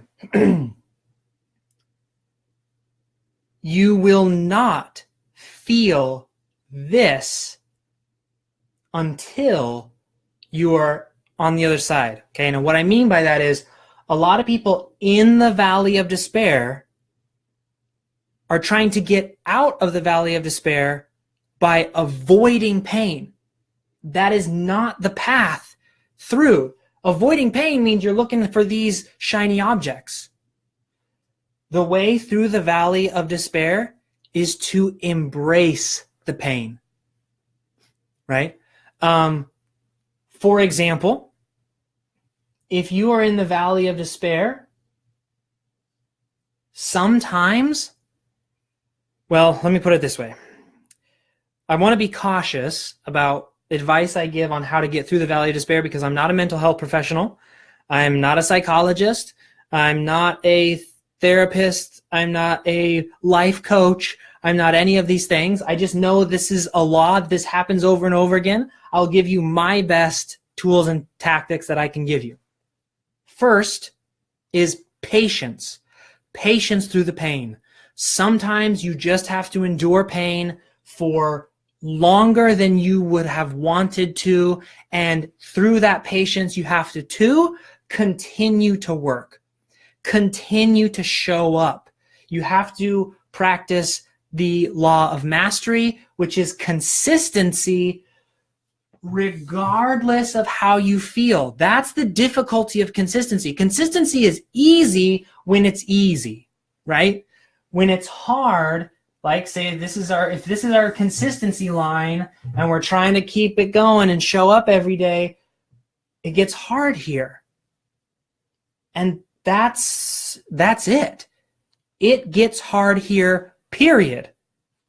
And so there is patience, there's showing up anyways, and then there is acceptance, which really is part of patience, but it's just realizing like, yeah, this is not good.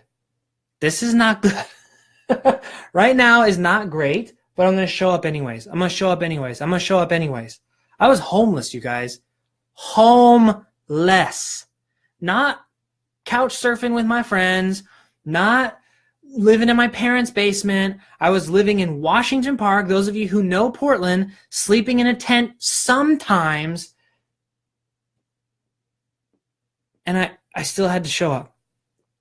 There was a period of time where I would sleep in the woods and I would show up to the library and email new clients that I had gotten. This was very, very early stages of my business. And they thought I was emailing from some fancy office. I wasn't lying. I wasn't like, I'm here in my big office, like overlooking the, city of New York or whatever. But they didn't know. They just knew I kept turning stuff in on time and whatever. And that's really the best advice I can give you. Patience, acceptance, and consistency. Keep going. And it really comes down to like where you know you're going wrong is when you lose the commitment to whatever it was you said you were going to be consistent about. So if you get to the valley of despair and all of a sudden you're like, I was thinking about being a designer, but now that it's hard, I'm going to do something else. Like if you've lost the commitment to what it is you're trying to do. Now, it doesn't mean don't be flexible, right? It just means when you are like totally going off the rails and like you coming up with new business ideas and all these sorts of things, that's how you get through Valley of Despair. Okay, Lauren. I don't really have any books for that, so let's do a $10 gift card, Lauren. And I'm going to give away one more prize, but that is not the end of I'll keep answering questions, but I did see a couple of people asking about the Valley of Despair.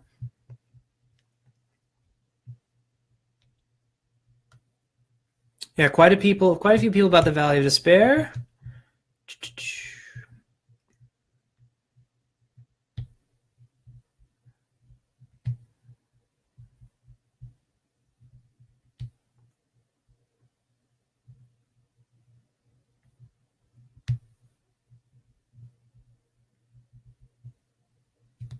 Okay, Claire. Claire's going to be our last prize question, and then I'm probably going to keep going. All of the rest of you No Pants staff who are watching this, y'all can go to bed. We'll just hang out, the rest of us who are on here, for probably another 20 minutes or so. But Claire Winson, I am going to... I'm actually going to give you, Claire Winson, the Abundance book. I'm going to send you the Abundance book, and I'll explain why. Okay, so Claire asks, okay, I do have an embarrassing one, which I love embarrassing questions. She says, I know I've had prima donna moments. She says, I'm not really a prima donna in person, not really, but I think I undercharge, and then I struggle when I'm asked to do more than I've charged for. So I guess I'm not working with the right people or charging the right amount. Do you have advice? Really, I am a nice person, though. Okay, so you said it, and I'm going to point out why you're right. You said, I guess I'm not working with the right people, and I guess I'm not charging the right amount. Do you have advice? Yes, I do have some advice for you. Because almost every freelancer who like figures it out themselves goes through this process where you undercharge, you're overworked, you develop kind of a hatred for clients because holy cow, clients are terrible, they're cheapskates, I hate them, they're the worst. And what's really bad is when you work with cheap clients, you develop the behaviors and habits of dealing with cheap clients. I have had freelancers who I have given unbelievably generous pay structures to, who treat me like I'm a cheap client because they're used to cheap clients, right? And so those are behaviors you have to unlearn when you start working with better clients. But I want to point something out to you, Claire, here. This is called the price power circle or something. I don't know. But it goes like this.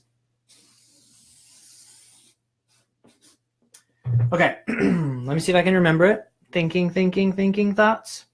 It goes like this. What you charge, I can do it backwards. Let me see if I can do it backwards. I'm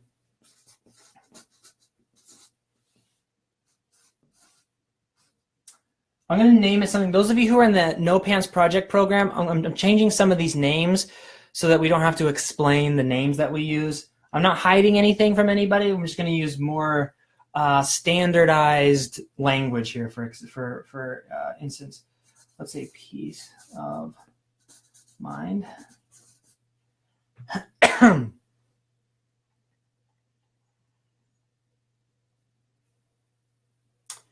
I might change this one as well. No Pants Project people who know that this already. I'm going to call this. I'm going to call this power for now, okay? Again, those of you who are in my coaching program, this will look a little bit different. It's the same thing. All right. So what you charge, nope. I know what I did wrong. There we go. Okay. Got it. I was like trying to like reinvent it for some reason. Okay, it starts this way. The price that you charge someone. And by the way, tomorrow, you guys, the whole training tomorrow is how to set price, how to get more for your price, for what you charge, all that kind of good stuff.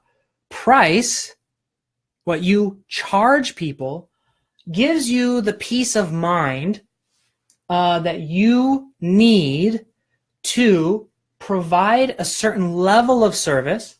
That level of service gives you the power to charge a certain price. Okay, so let me break this down step by step really quick. If you don't charge enough money, you are, as Claire has clearly illustrated for us, in a position with a client where it's like you're struggling a little bit. There may be animosity. There may also be stress for you because they're not paying enough for you to be comfortable, like to be calm, to be in a creative state of mind where you can provide a good level of service. So you're frantic because you're not charging enough and you're angry at them and you're trying to sit down and create something and you're like, I don't even want to make this because they're not paying me and they're the worst. And so the service you provide stinks. That's the hard part about this pricing power, whatever it's called, circle. I should know what it's called because it's in my program, but I don't even know what it's called. But so you end up being a worse freelancer because you didn't charge the right price. See how like that's just like, oh man, that's hard, because when you are not able to provide good service, you have less power to charge more. Here's how that breaks down.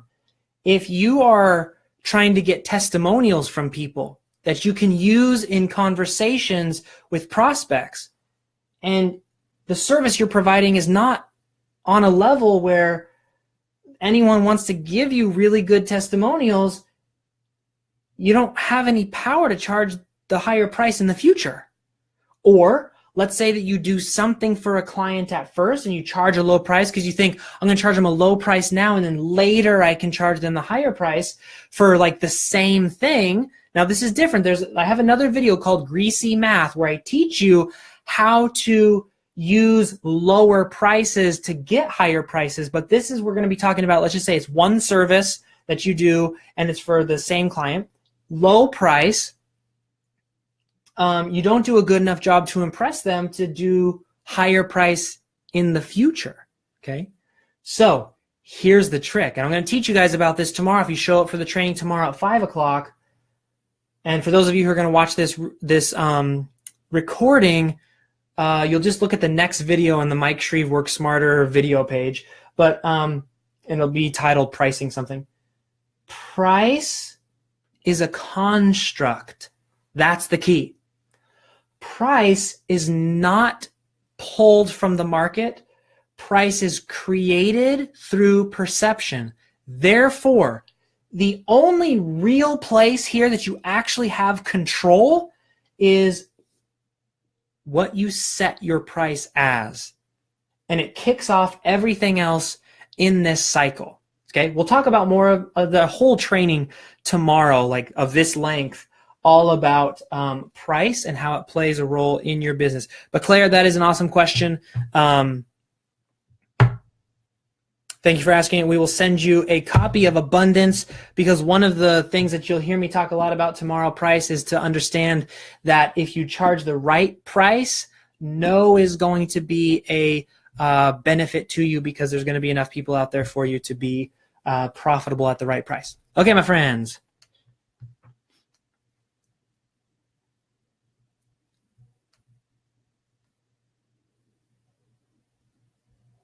Okay, so Troy, this is a good question. I'm driven and often grind 16 hours a day, but once or twice a week I get a late start and I feel guilty that I should be doing more. How do you give yourself permission to rest? Anyone else deal with this?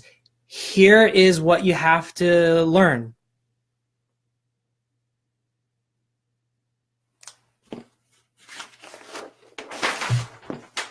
There's this concept called diminishing returns.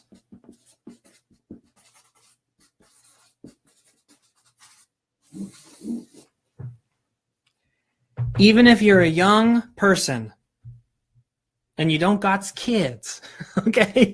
Yeah, everyone who has kids is going to be like, to preach, right? If you're a young person and you don't got kids and your health is is fantastic and wonderful, and you run ultra marathons like I used to in my olden days. That used to be my life. Had tons and tons of energy. Even if that's the case, 16-hour days, at some point you've got diminishing returns, which means that the effort you're putting in is not worth it anymore, because you could rest during that time, and then your next work cycle would actually be more productive than had you tried to work through. It's like this. If you want to test me, if you want to be like, no, Mike, I can prove it, do this. Pull an all-nighter. Hour by hour, measure what you are able to accomplish through the all-nighter. And an all-nighter to me is you wake up at 8 o'clock in the morning, and then you work through all night, and then you don't go to sleep until your regular sleeping time the next day, okay? I'm not recommending that anybody do this, okay? This is not an official recommendation, okay? In case anybody does this and has a heart attack or something, please don't actually do this, but this is the test you would do. Hour after hour, mark what you accomplished. You will find, I bet if you did it right now, Troy, you would find in the 16 hours that you're working, you're getting some pretty diminished returns. That's your A variable, meaning that's going to be what we say is we're testing against, okay? So you pull an all-nighter. Then I want you to do is work an 8-hour shift or a 6-hour shift or a 4-hour shift. Take the rest of the time off and do a 4-hour, 6-hour, or 8-hour shift the next day, having gotten full rest and a decent diet. What you will find is you got a lot less done in the all-nighter than in those two compressed work times when you were working at full capacity. You are a human being, not a machine. And if you go back to some of these other laws, like the law of work, you'll find that truly successful people who follow these laws tend, more often than not, to grind a lot less than maybe their sales pitch benefits from. I'll just put it that way. I won't name any names, okay? All right, so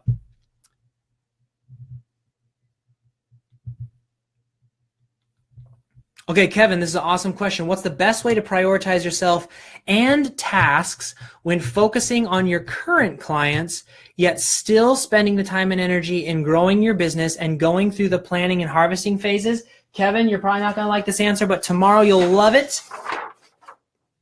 Price. Price is a strategy. Price is a tool in your business that gives you what Kevin is asking for.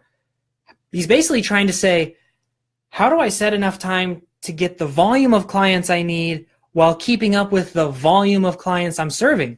Price. You do it through price.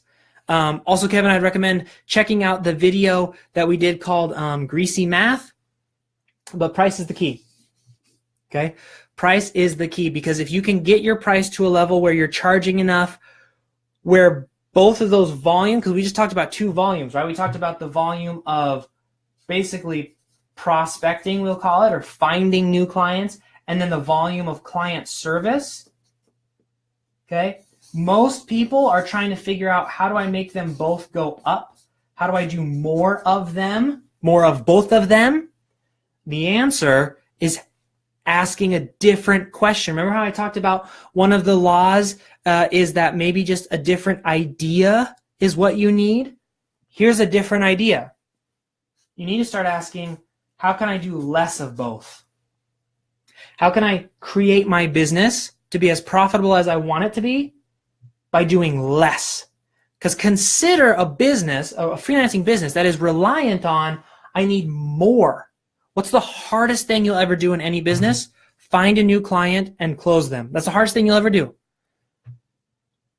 We just talked with Troy, I think it was Troy, about diminishing returns after the amount of work that you put in.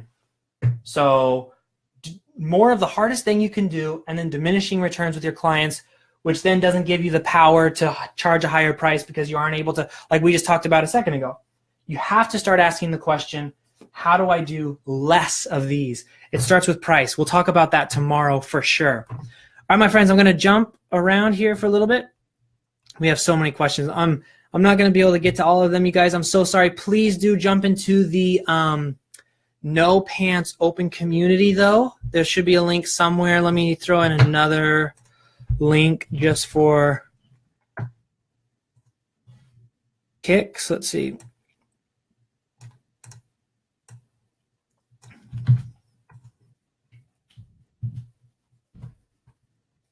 Okay, so check out that link. That will get you to the No Pants Open community. That place is all for you guys, so definitely jump in there, hang out. Let me see if I can answer a couple of these.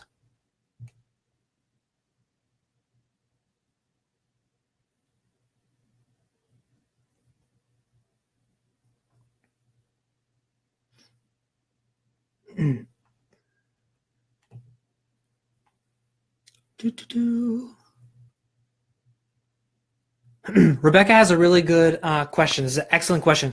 So when you're broke, as I've been, as I think probably every human has been, well, actually, I take that back. There are definitely some silver spoon humans.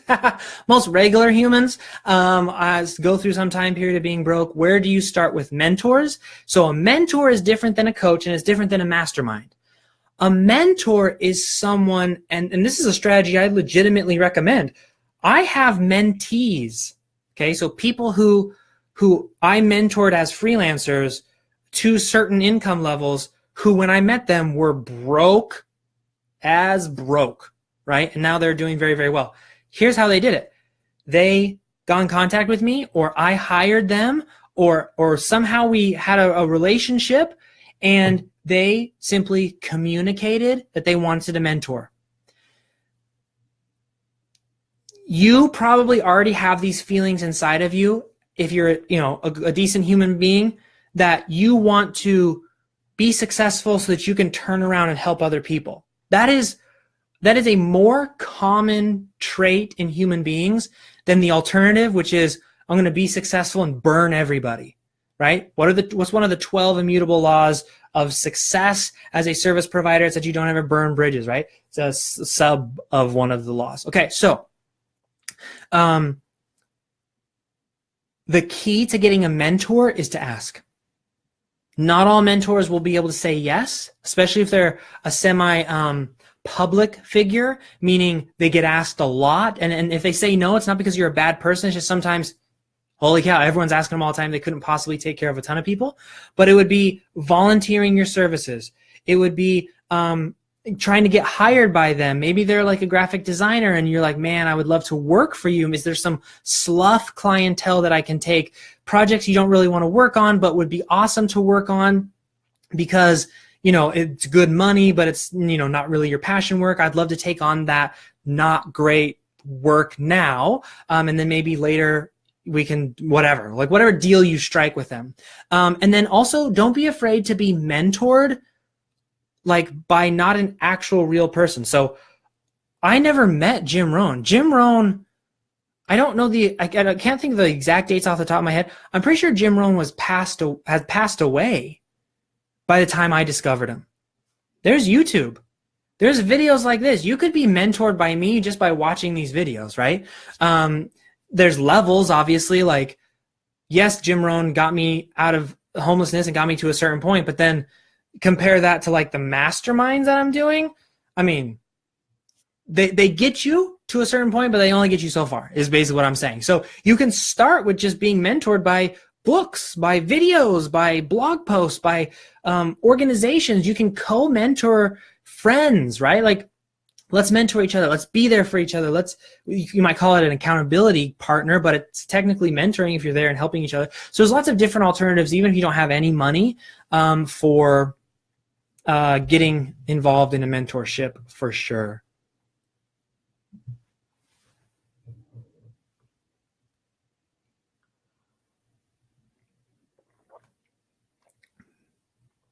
Oh, Laura asked a very good question. Laura says, if you know the types of people that you want to serve and you know you need to develop the skill sets, how do you choose which skill to develop first? This is really, really easy. Develop the skill that your client needs. Remember, I'm going to go back to this.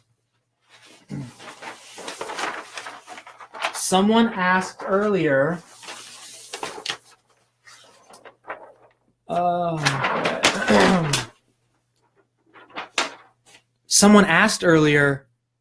what's the two biggest mistakes, or what's the biggest mistake that new freelancers make?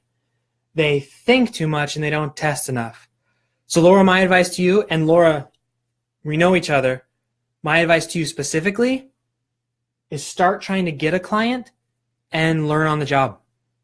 Like if you have like a ton of skills that you're trying to figure out which one do I do first, kind of just like pick one, then you say, I'm going to try this, and then go get some clients and learn. That's how I did. I wasn't a copywriter before I got my first copywriting client. As a matter of fact,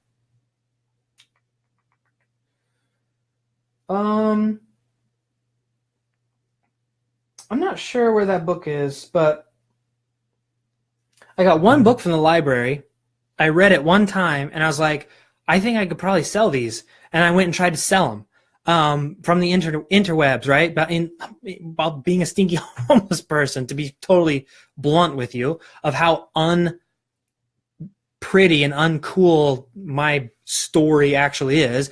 I was just a homeless person. I found a library book. I was like, this is interesting. Maybe I could hire. And I just learned on the job. I'm much better now than I was 7-8 years ago. I wasn't great 7-8 years ago, but at 7-8 years ago, I was making like $4,000 or $5,000 a month as a freelancer, writing stuff that I was kind of learning on the job. You can't let perfection stand in the way of starting. The only way to get to perfection is to start. The only way to get there is to make a lot of mistakes, to turn stuff in that they don't like, to get the feedback that you maybe don't want to get.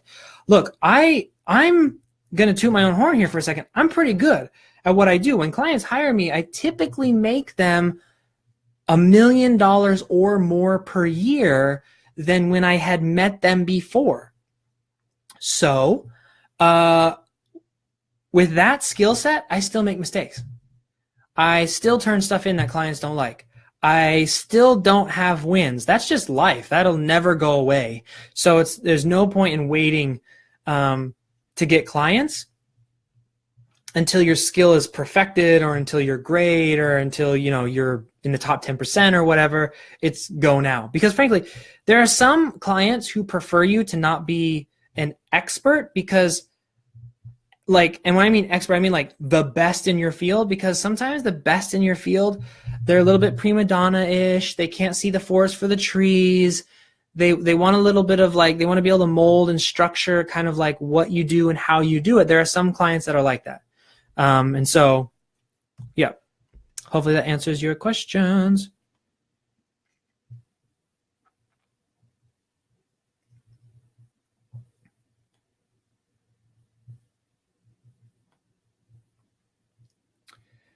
Let's see.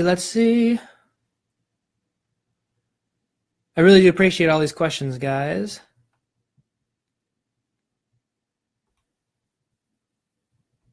Okay, my friends, I think I am going to call it a night. Those of you who are on the East Coast, it is 10 o'clock, my gracious. If any of you are still on, go to bed.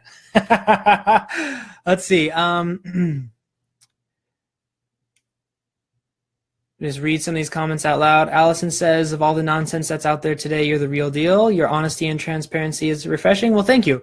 There's an old Ogmandino told this story one time when he was giving a speech, and it's a kind of like a Japanese folklore thing, and it goes like this. I don't think this is real in Japan, but it's just a Japanese folklore. It goes like this. It says, there's a mountain in Japan where when you're old and you can't contribute to society anymore, your family will take you to this mountain. It's in a forest to basically live there until you die. And the Ogmandino tells a story of a man taking his mother to this mountain, walking slowly up the hill. Mother's kind of like on his shoulder. She's too old at this point, and he's just kind of taking her to this mountain to kind of like lay and pass away. And he notices that she keeps like pulling at the trees as they're walking by the trees and leaving stuff on the path. And he's kind of like making it hard for him to take her there. And he finally stops, he sets her down, and he says, why are you breaking off all these branches and leaving this like trail of garbage on the path up to where I need to take you? And she says, well, I'm your mother, and I want to make sure that you have a path to follow to find your way back home. So one of the things that I have found, first off, I think that's a beautiful story, although I do tend to be a little bit, I find stories like that quite beautiful. Anyways, I found that the best way to help other people is just to be honest about how it isn't always pretty all the time. So hopefully that's helpful to people. I don't know. We'll see. We'll see. We've only been doing the no pants thing for like 5 or 6 months, so we'll see if it's all good, if it does help people.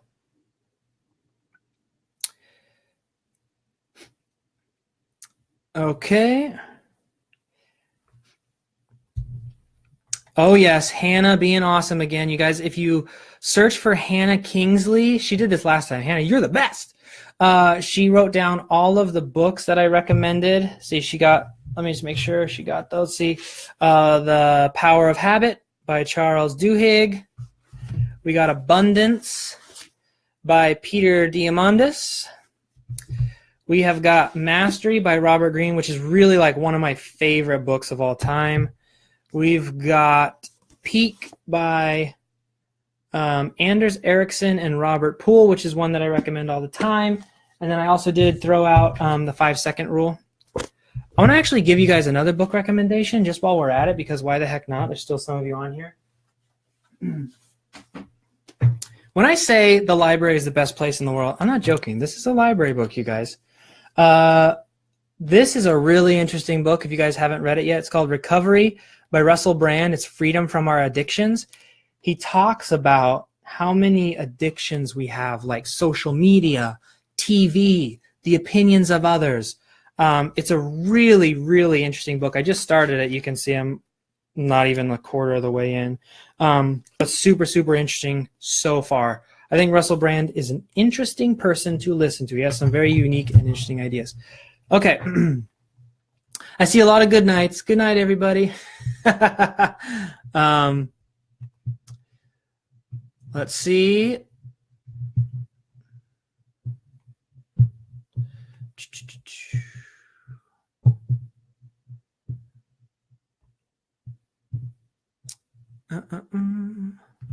Claire says, how do we get prizes if we won? If you could send us, oh, Hannah already answered. Yep, help at thenopantsproject.com. So I got to sneak in a the there. So it's thenopantsproject.com. We'll get you squared away for those prizes. Trish says, thank you for another wonderful evening. Well, thank you guys for hanging out. Honestly, I love this stuff. I hope it helps you, because this is fun. It really is. Super, super cool.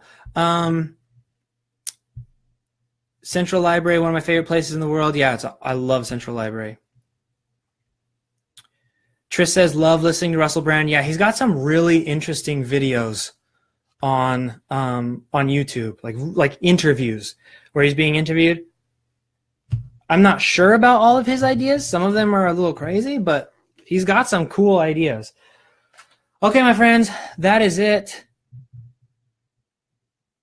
Oh, cool. Steven says, I had some extra Audible credits, so I used them to get the books that you recommended. Awesome, awesome, awesome. For those of you who are in the No Pants Project coaching program and who are waiting for me to respond to some of your questions, I'm going to eat dinner, put the kids to bed, probably watch a show or movie with my wife, and then I will respond to everybody's questions inside the No Pants coaching program tonight. It was the weekend. Y'all know I take the weekend off, and so I will catch up on all questions by the end of this evening for those of you who are in the coaching program. And those of you who are in the Fast Client Getting Workshop coaching program, I'll catch up with all of your questions there as well. Don't forget, tomorrow, 5 o'clock, we're going to be talking about the most powerful piece of this puzzle, which is price. So be sure to hang out with us tomorrow as well. We talk about how to set price, how to raise your price before you get a client, and how to raise your price if you have a client right now. We're going to talk about the role of price. We're going to talk about how to charge more, meaning like what are the mechanisms that you need to put into place in order to like up your price so that people are willing to pay it. We're going to talk about the role of price as a strategic tool.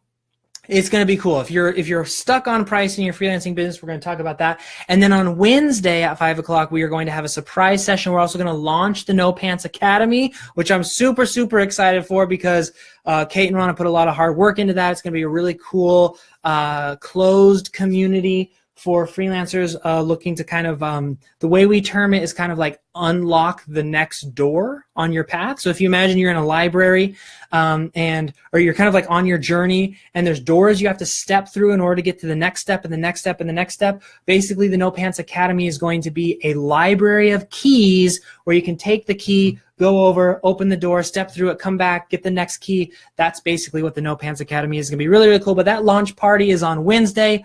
Otherwise, tomorrow is all about price. Tomorrow, Tuesday, 5 p.m. Pacific. Thank you guys so much for participating and being awesome. I really, really do appreciate it all. Yes, Matthew, I do see you, and I do know the questions that you are ready to, very eager to have answered. I did see them over the weekend. I will get to them as soon as possible for sure, for sure. Sue, Cole, Stephen, Hannah, Triz, everybody else that's on here, thank you so much. I really, really do appreciate all of your guys' attendance and hanging out and being awesome and cool. We're going to have a good week this week for sure. I hope that you all do well, and I'll see you around on the internet.